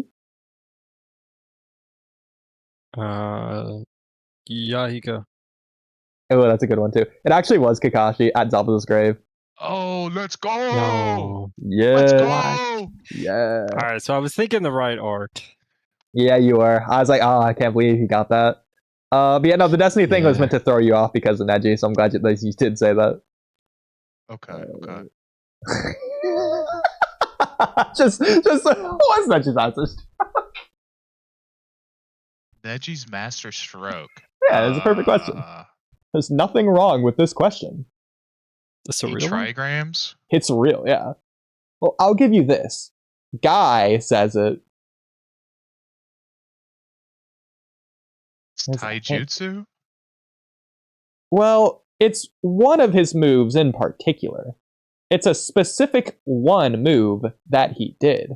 So which 8 of trigrams? well, which of Neji's attacks? Well, his specific attack was his master stroke. Which of his strokes was his master one? Gentle It's not- fist. You guys are thinking a little bit too vague here, a little bit too general. You got to think a little bit more specific.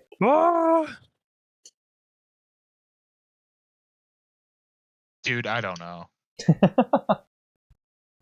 Hygiene, do you know? Yes, I had. I do not. All right, it's specifically when Neji hits Hinata in the heart. That's when Guy says, "Oh, that's Neji's master stroke."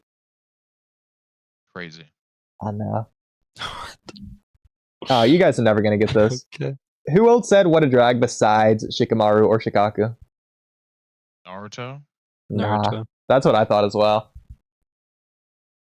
Yeah, I was thinking like Naruto, like imitating Shikamaru, maybe. Yeah. I'll give you the arc. It's the tuning exams. I'll even tell you it's towards the beginning. Beginning-ish.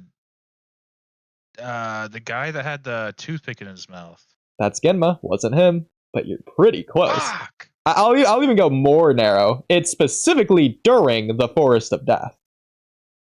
Oh, the lady that had her boobies out. That's- are you thinking Anko? Is that her name? It Yeah. wasn't Anko.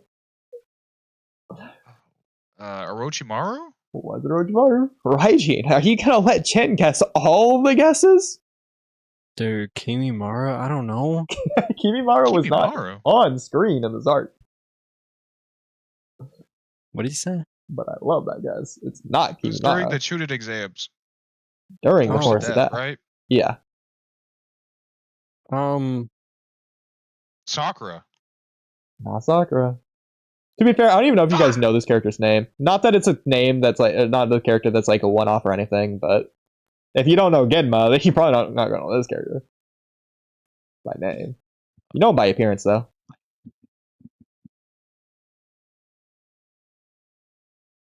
Is it the dude with the do-rag? I don't know what that means, but That is probably also not. Genma. That's also Genma. That is also Genma. So Alright, okay, we're sure it's not Genma. okay.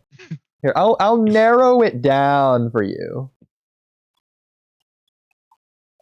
So they're on my screen. I don't know the guy's fucking name Izumo. with It's not Izumo. Kotetsu? It's Kotetsu. Hey, it's one of those guys from Naruto. Yeah. It's one of the gate guys that were hardly ever mentioned.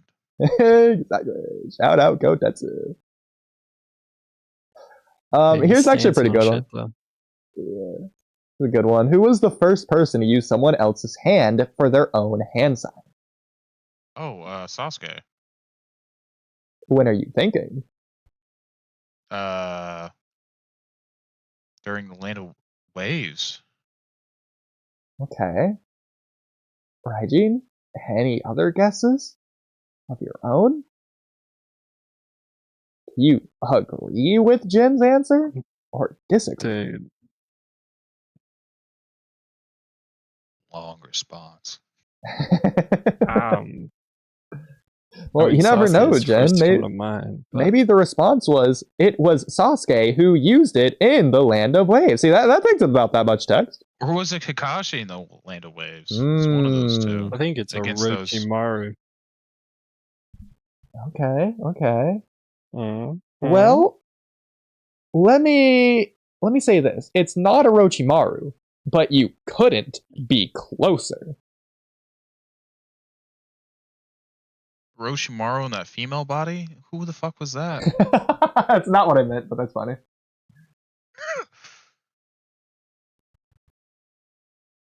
Well, what could I mean by that? If it's not Orochimaru... Kabuto? Not Kabuto. Well, it's the reciprocating end of Orochimaru. It was a pretty cool moment.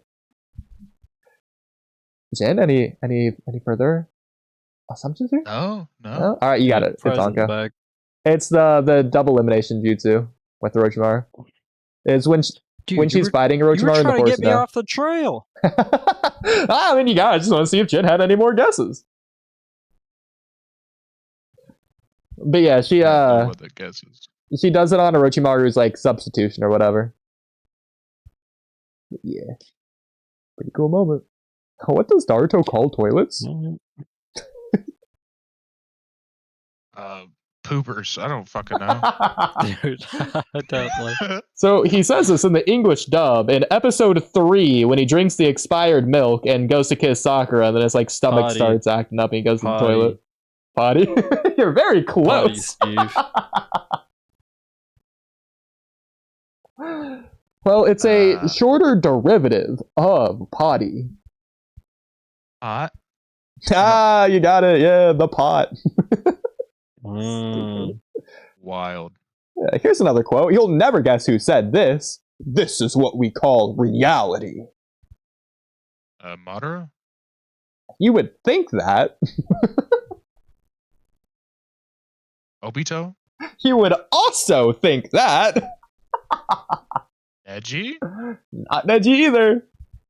You listened to 3, that it was almost definitely. It's not Kakashi. I wouldn't do 2 of throwing you off on the same one for the same answer.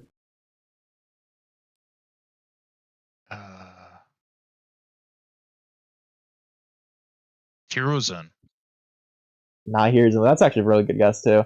I'll narrow it down. It's in the Boruto era, surprisingly. Boruto era. Yeah. The guy that has the Byakugan, what was his name? Let me think. Ow. Oh, that's a cool guess, but it wasn't Al. Damn. Hinata has a Byakugan in the Boruto era. So does Ishiki. You know who I meant. Yeah. I got no idea, guys. Any Boruto era guesses? I'm really making your brain shoot off its electrons here. The Boruto era. Is it just straight up Naruto? No, that's funny though. So I'll give you another hint, but you're gonna be mad.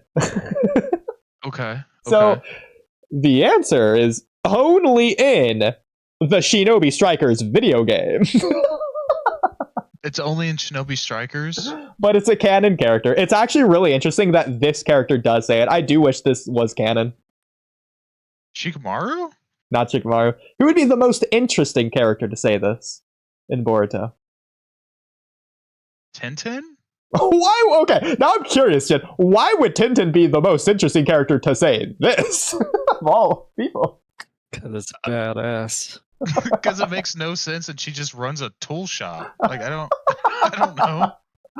Well, that's why it wouldn't be the most interesting character, if anything. Like, is it Is it a Like- shop owner or is it a character you can purchase? Be your coach, trainer. It's one of the main characters. It's not a shop owner, that's for sure. Dude, Not a I haven't shop played owner. Shinobi Strikers in forever. But you played it. You have the advantage. So they're not a shop owner, but they're a main character. So it is a trainer. Some would argue this is a villain, but only some. Oh, Is it Pain? Not Pain. Considering it's in the Boruto era. Oh, I Which forgot you said that. Kawaki? Hey, you got it. Kawaki and Shinobi Strikers video Why game. would Kawaki say that? This is what we call reality.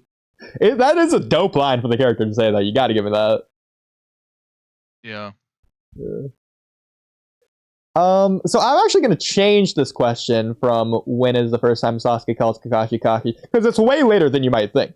So what does Sasuke call Kakashi consistently before he calls Kakashi Consistently? Kakashi?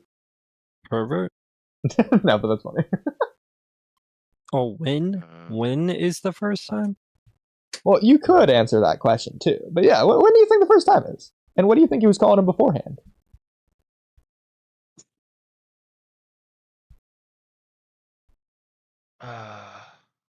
It's not actually that late in the series. It's just the frequency that Sasuke calls him a certain thing that isn't his name is ridiculous. Calls him He's like mad 20 about the times. Sharingan that he has, so I don't know what he calls him about it. What was he mad? What did he call him? A thief? That would be funny. A murderer? That'd be pretty cool. A traitor? You know, side note, when Sasuke's confronting Itachi, he's like, oh, you couldn't have massacred the Uchiha clan alone. You must have had an accomplice. It would have been really cool if he thought that Kakashi was the accomplice. It would have been. Dude, It's like a little rewrite. Especially going into the 5 Hokage Summit when he fights Kakashi. That would have been cool. But either way. So I guess I'll give you the first answer. So the first answer of what he calls Kakashi instead of his name. He always consistently referred to him as that Jonin. Oh, what? Yeah. He's like, I can't believe Naruto's fighting that Jonin. Oh, that Jonin sure did look pretty crazy back then. It's like, why does he keep saying that? Everyone else is calling him by his name.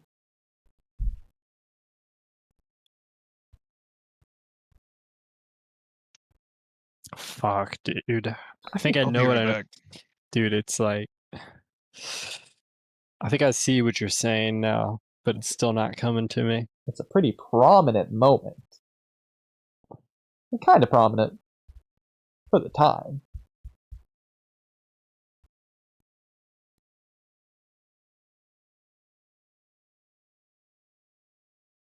And it's kind of like a small moment, but with like a big impact.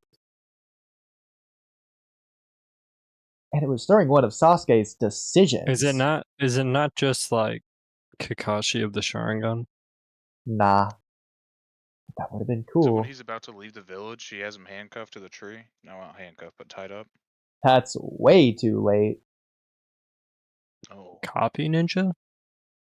Well, that's definitely not his name. It's I'll even give you this. It's before the Sharingan's revealed.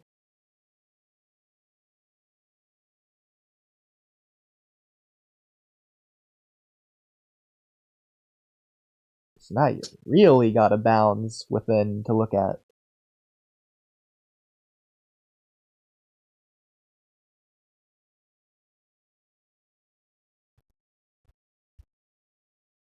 I mean, within that bounds, it happens pretty late. Shockingly so if you go back to rewatch those episodes. It's like you just keep saying that, Joni. Yeah, I got no idea, dude. Jin, any idea at all?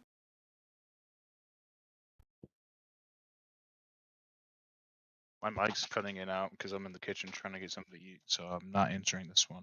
No, fair enough. Pass. All right. Well, this is at the Pass. end of the bell test when he's giving Naruto food. He's like, Kakashi's gone. All right, Naruto, eat up or whatever. Yeah, I was not gonna get this. That's fair. I thought it's ridiculous. That's the first time he My says it. bag is not that deep. Well, maybe your bag is a little bit deeper on this one. So, Jen, I don't know if you're going to be able to watch the screen, but do you recognize this character?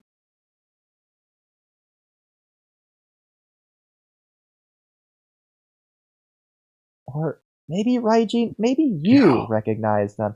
You know, you don't need their name. You just need to like say, well, where do you recognize them from?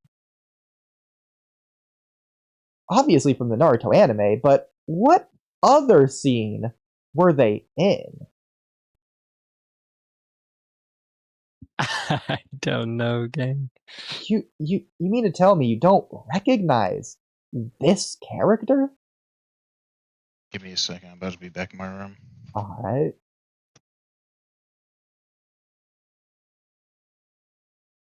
I could even give you their name as a hint. Don't do that yet.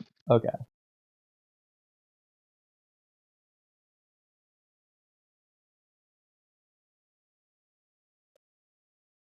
Maybe I can't do that because I don't know exactly where that is. Oh, you're never gonna get this.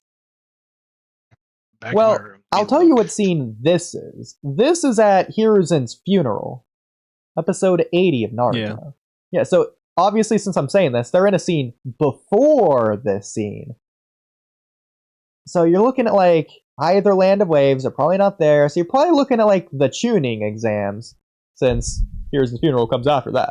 So they're likely to be a character in the tuning exams. The question is, when or where? Who is he?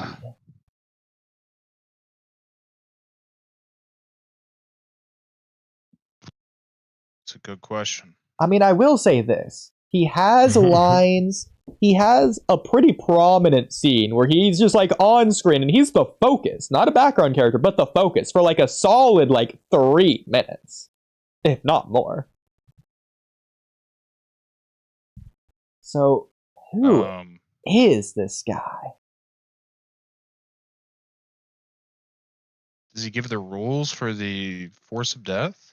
He is not Anko. Hey, a guess is a guess, man. It is a guess. I'll give you that.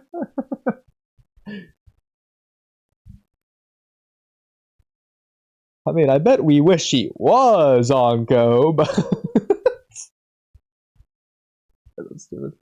I don't know. Well, I'll tell you this. The last time you saw him, his appearance was a lot dirtier. He definitely wasn't in his fancy black outfit. Does he typically wear like a hat? No, I don't think he was wearing a hat in the scene. Pretty sure he was wearing his ninja outfit with like his ninja headband and the same haircut. Just a lot dirtier. Okay. Yeah. Probably from the Forest of Death. Or at least the tuning exam. Dexter's season finale for season 1 was peak. Shut the fuck up, Izog. We're talking about important shit right now. dude, that is good. I really could give a fuck, bro. You just finished that episode? I just finished both the last 2 episodes. They were so good, bro. Hell They were so good. Nice. What'd you say it was? Izagi? Alright, Izagi, who is this guy? Yeah, Izagi, who is this? Do you Let's see. recognize him? Dudes. Oh, that's Oh, he knows? He knows? Go on, you got what's it this. called? Easy. Asuma's like best buddy back in the day in the academy. It's not that guy. So, couple hints, What? Izagi. This is episode 80 of Naruto. This is at Hiruzen's funeral. So they're in a scene before this. So like you're looking at like the tuning exams. This character was there. But when or where? I'll tell you. It's a pretty similar design. It's just they were dirty and in their ninja outfit instead of the black uniform. And now you're all caught up. So That's when his did twin, we right? see this character? That's his twin brother. There was another character, but he wasn't like a background character. It's not like he didn't have any dialogue. He was like the focus of the scene for like 3 minutes straight. So you know who this character is. You just don't recognize them. Oh. That's Jerry, man. I don't know. That's Jerry. All right, Jen. Any more guesses? Regine, any more? No idea, dude. Like, No what idea. scene is he from, or like? Yeah. That's a way better question. What scene is he And from? he's in Shippuden. He's in Naruto Part 1. He's before Hiruzen's funeral. So, like, tuning exams. Okay. He's dirty. I technically That's throwing slipped me up off, and man. said the Forest of Death, so that also narrows it down a little bit. But The Force of Death. Is he I one was of the gonna say- guards at the fucking tower? nah, but that's kind of funny of a guess. Also, not a bad guess. He was a snake. Oh, Mm. he's transformed as a snake for some reason. Nah, I mean that would Oh, explain we why he got would be him. dirty. We found him. Well, not Yeah, I to have keep no you idea, here all man. night. So, I'm going to show you the image before telling you what this is. I'm curious if any of you three are going to just know what scene this is. Dude, why is your Discord so zoomed in? I must have forgot. Do you guys He opened a recognize- scroll? Yeah. So what scene is Oh, this? I his recognize name, this though? guy. Oh yeah. Okay. Do we know his name? We do know his name from Naruto Top Oh 99. That's how we know it. yeah, I'm not getting that. You don't need to know his name. Just know the scene. Can you describe the scene if you remember it? He opens a scroll after everyone tells him not to, and he steals someone else's to open theirs to see what happens when you open it. Yeah, Never told exactly. not And then to. they get knocked out, and the teammate comes back and sees both of them knocked out. But yeah, this is when Naruto is gonna open his scroll and Kabuto stops him. It's like at the same time. So yeah, that guy is this guy. Wow. Pretty crazy. Now my thing is, what happens so you come up with this like connecting the dots? Like what happens? Like what's the conversation? Like, oh, I seen this guy. Wait, he's about this guy. Wait, he was also in this scene. Oh, What Shibire. happens, dude? It's this guy. That's his name, Shibire. Well, are you aware of the term rabbit hole? Oh my! What caused? where was the initial hole? It was somewhere on stream. W promo. W promo. Oh yeah, speaking of, by the way, You Zero, would I know am if you live were- right now, just so you're aware. Oh. I know I've never Say liked nothing that crazy. guy, but, Hey, man, Um, you almost got me. and this was his teammate as well, Minoji, the other guy who got knocked out. So yeah. Yeah, that guy's Man, got I- away. Why isn't he fighting all these Otsutsuki threats? That's a good question. Oh, hey guys, here's a fun one. What does Zabuza canonically look like? What does that even mean?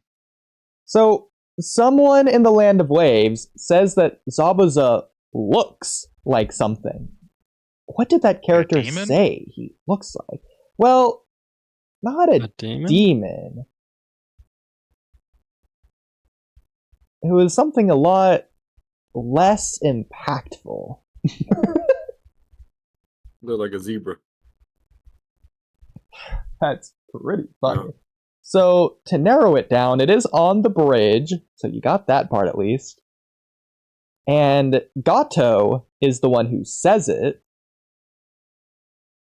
A cornered dog? That's actually pretty close. In fact, I wouldn't be surprised if some of the translations have that. But it's like when he first gets to the bridge. A rabid dog. Not a dog. Or cornered or rabid. But you're along the same line of thinking. Think a little bit more Japanesey.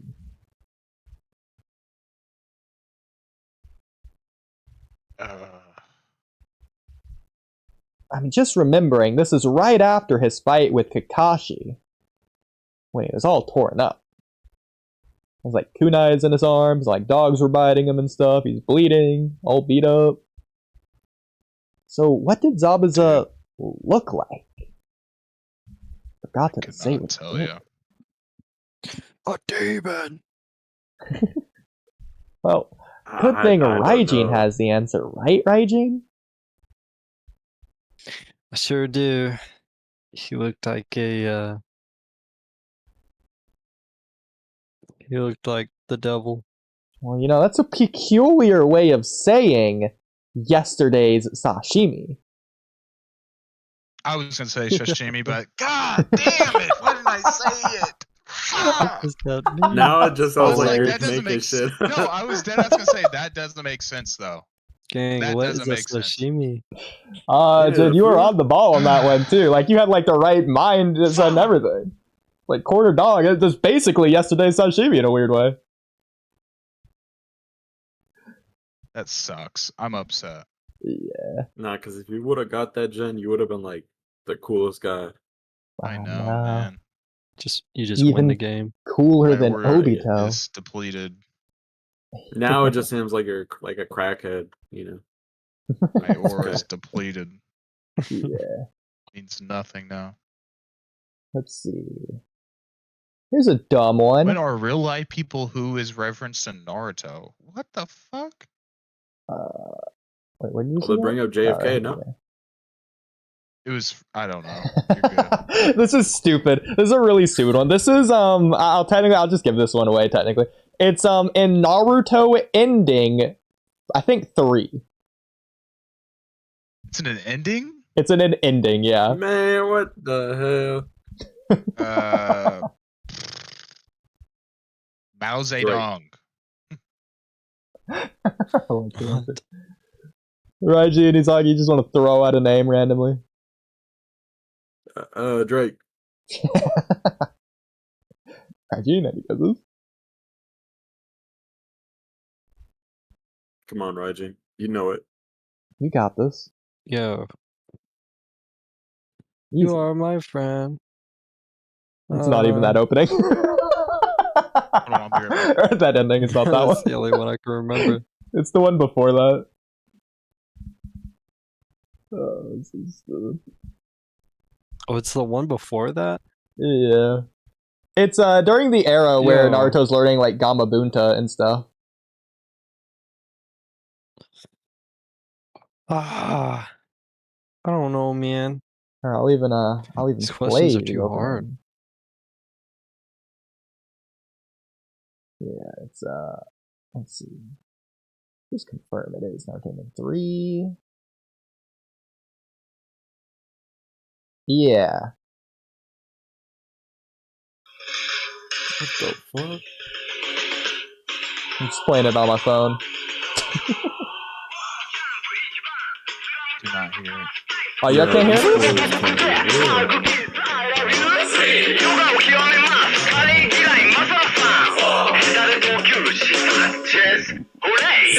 I like I'll how just, instead of over there. oh, because of copyright, maybe. Crazy. And so ending 3, so you got Tyson, you know, the basketball player. You got Masala, I don't remember who he is. Sanchez is a bull rider. I don't know who Bodhi Mahatya is. You got Chen Li, the kung fu fighter. You got Popo, he was into like Chuketa or something. I don't know what that is. But then you also have the Japanese people. Oh. Word? Word. And we were supposed to guess all of that? Just any one of them. I mean, Mike Tyson, that's a name you could have got, for sure. Maybe even like Chen Li. He's a pretty famous kung fu guy. I would have just sounded racist. Hey, Japanese people, that's a pretty ambiguous guess. Naruto, it's kind of makes sense. Japanese people. I mean, I could kind of see it. Yeah, like some of the lyrics are like, Japanese people stand up or whatever they say. So, yeah. Pretty cool.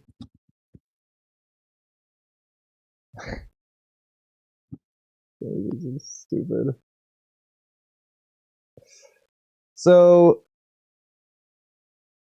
I guess I'll do this one. Who was the first to come down and fight in the tuning exams finals? So, not the prelims, but the finals.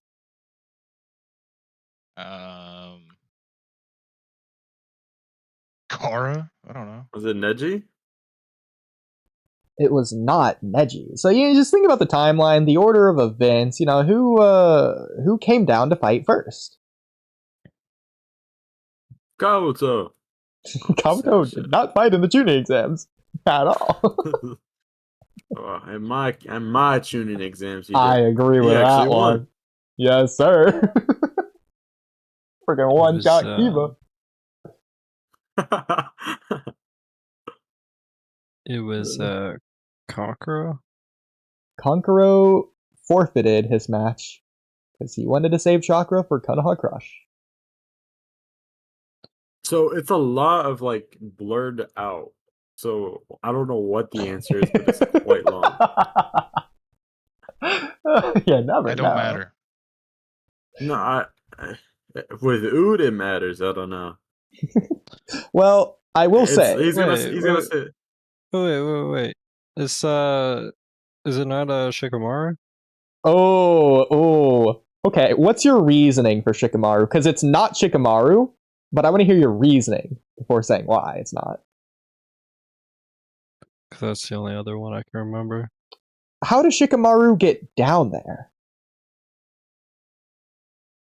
Jumps off. Wait, who's... Yo, I was not taking this question this literal. What? Sasuke. Was not Sasuke. Oh. See, Ruka. Sasuke's the last to fight. It's Ruka Naruto. does not fight. It's Naruto. So, following the previous scheme of the prelims to where technically Sasuke versus Yoroi was the first match, but they weren't the first to come down, Naruto versus Neji is the first match of the Chuninexams finals, but they don't go up in the bleachers to then come down to fight. They were just already there. The first to come down to fight wasn't Shikamaru, it was Tamari.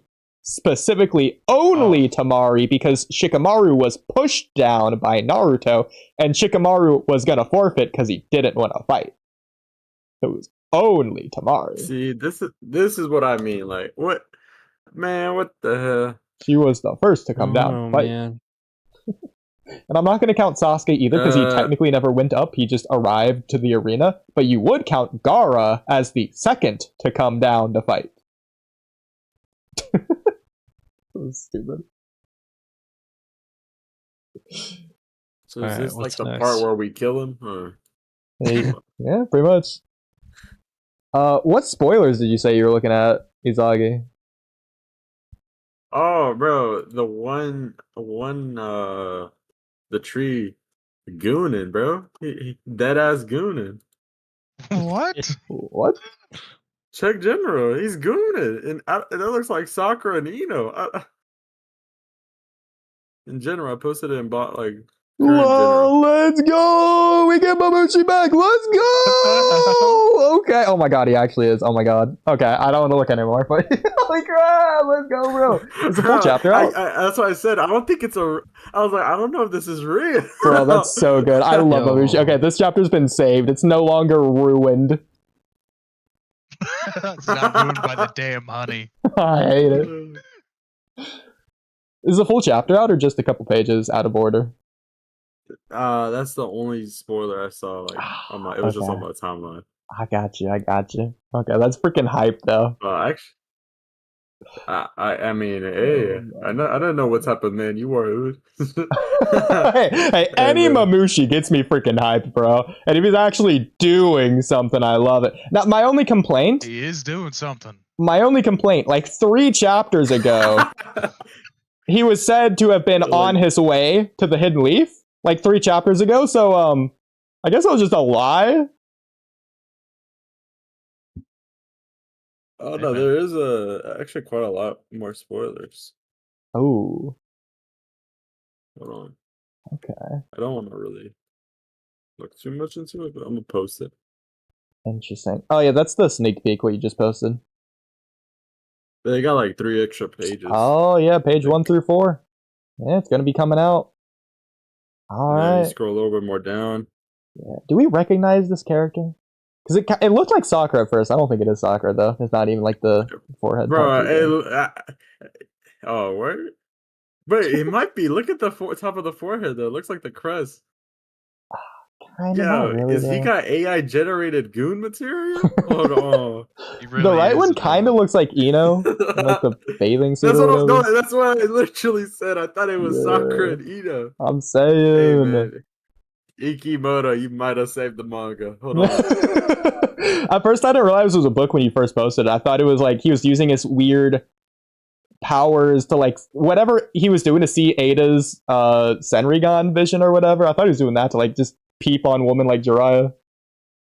Wait, Momoshiki's on the cover? Also, why is Boruto aura farming the fuck out of Inojin? Let's go, bro! Oh my god! Oh, David's here too. Oh my god! Okay. I'm gonna. Freaking hype, bro. He's badass aura farming. What the? Yo, he's actually doing the Jigen pose, the Jigen sit, bro. Literally. Oh my god! What? I can't. Bro saw Inojin go to his little sister's house and was like, "Hell no!" Yo, you know what? Oh, I got something crazy for you. What if that's not Boruto? That's Momoshiki. After how last chapter ended, it might be. It's possible. That's what I was low-key thinking that too, because Momo does. I mean, the cover is Momoshiki. Yo. And look at all the smoke. Like, look at the smoke though. Yeah. True, bro. Oh, you know what? I just realized. Oh my god, this is in Koji's hideout. It looks like because of the walls or the background, the Orochimaru thing. Yeah, it's like Orochi. Yeah. So is Inojin saying this? Is Inojin here? He might be like a vision type of thing. Like maybe I don't know, because Inojin seems like he's engulfed in the like smoke. So he's involved in this jutsu. He's probably reverse summoned. Well, I know in Koji's 10 Directions, when he got the update, it was Team 10. All of them were there. So it's probably not just Inojin. It's probably Shikamaru. Shikadai and Chocho as well. Oh, reverse summoned. He's got important stuff to do. Yeah. I doubt Boruto flying Raijin them because of the smoke. So it's probably Koji's Toad or something. I don't know. Freaking interesting though. Man, I can't wait now. Freaking more Mamushi, bro. And David, I can't believe it, bro. They're finally doing something. Let's go. Oh, I'm so hyped. Yeah, I might actually have to read those chapters tomorrow on lunch. Facts. Yeah, I might just stream it early in the day.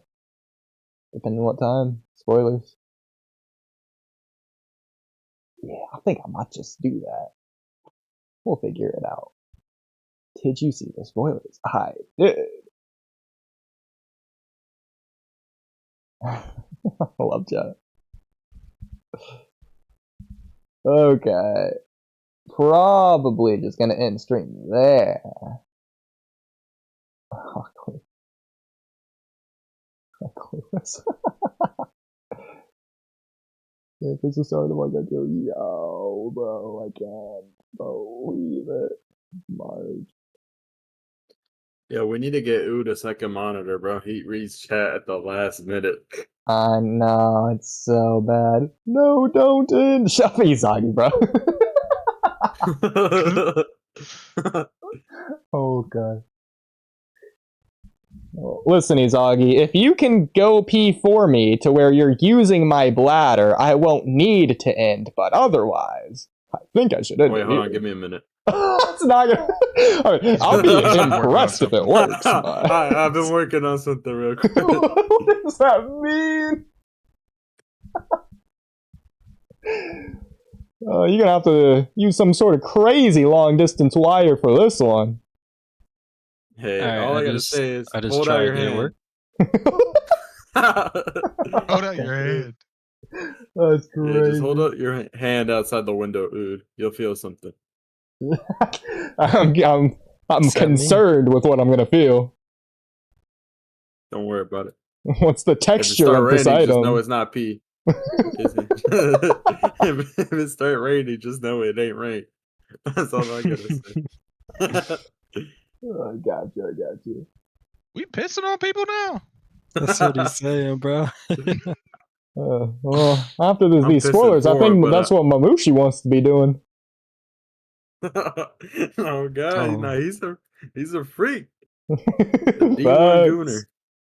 Yes, All right, sir. it is my bedtime. Good night, y'all. Have a nice rest of your day. Good night. It's Good so night. Well, I'm Good gonna night, go man. to peace. Bye bye. And that'll do it. Well, chat, goodbye. And Ikimoto fell, like Kamui said like an hour ago.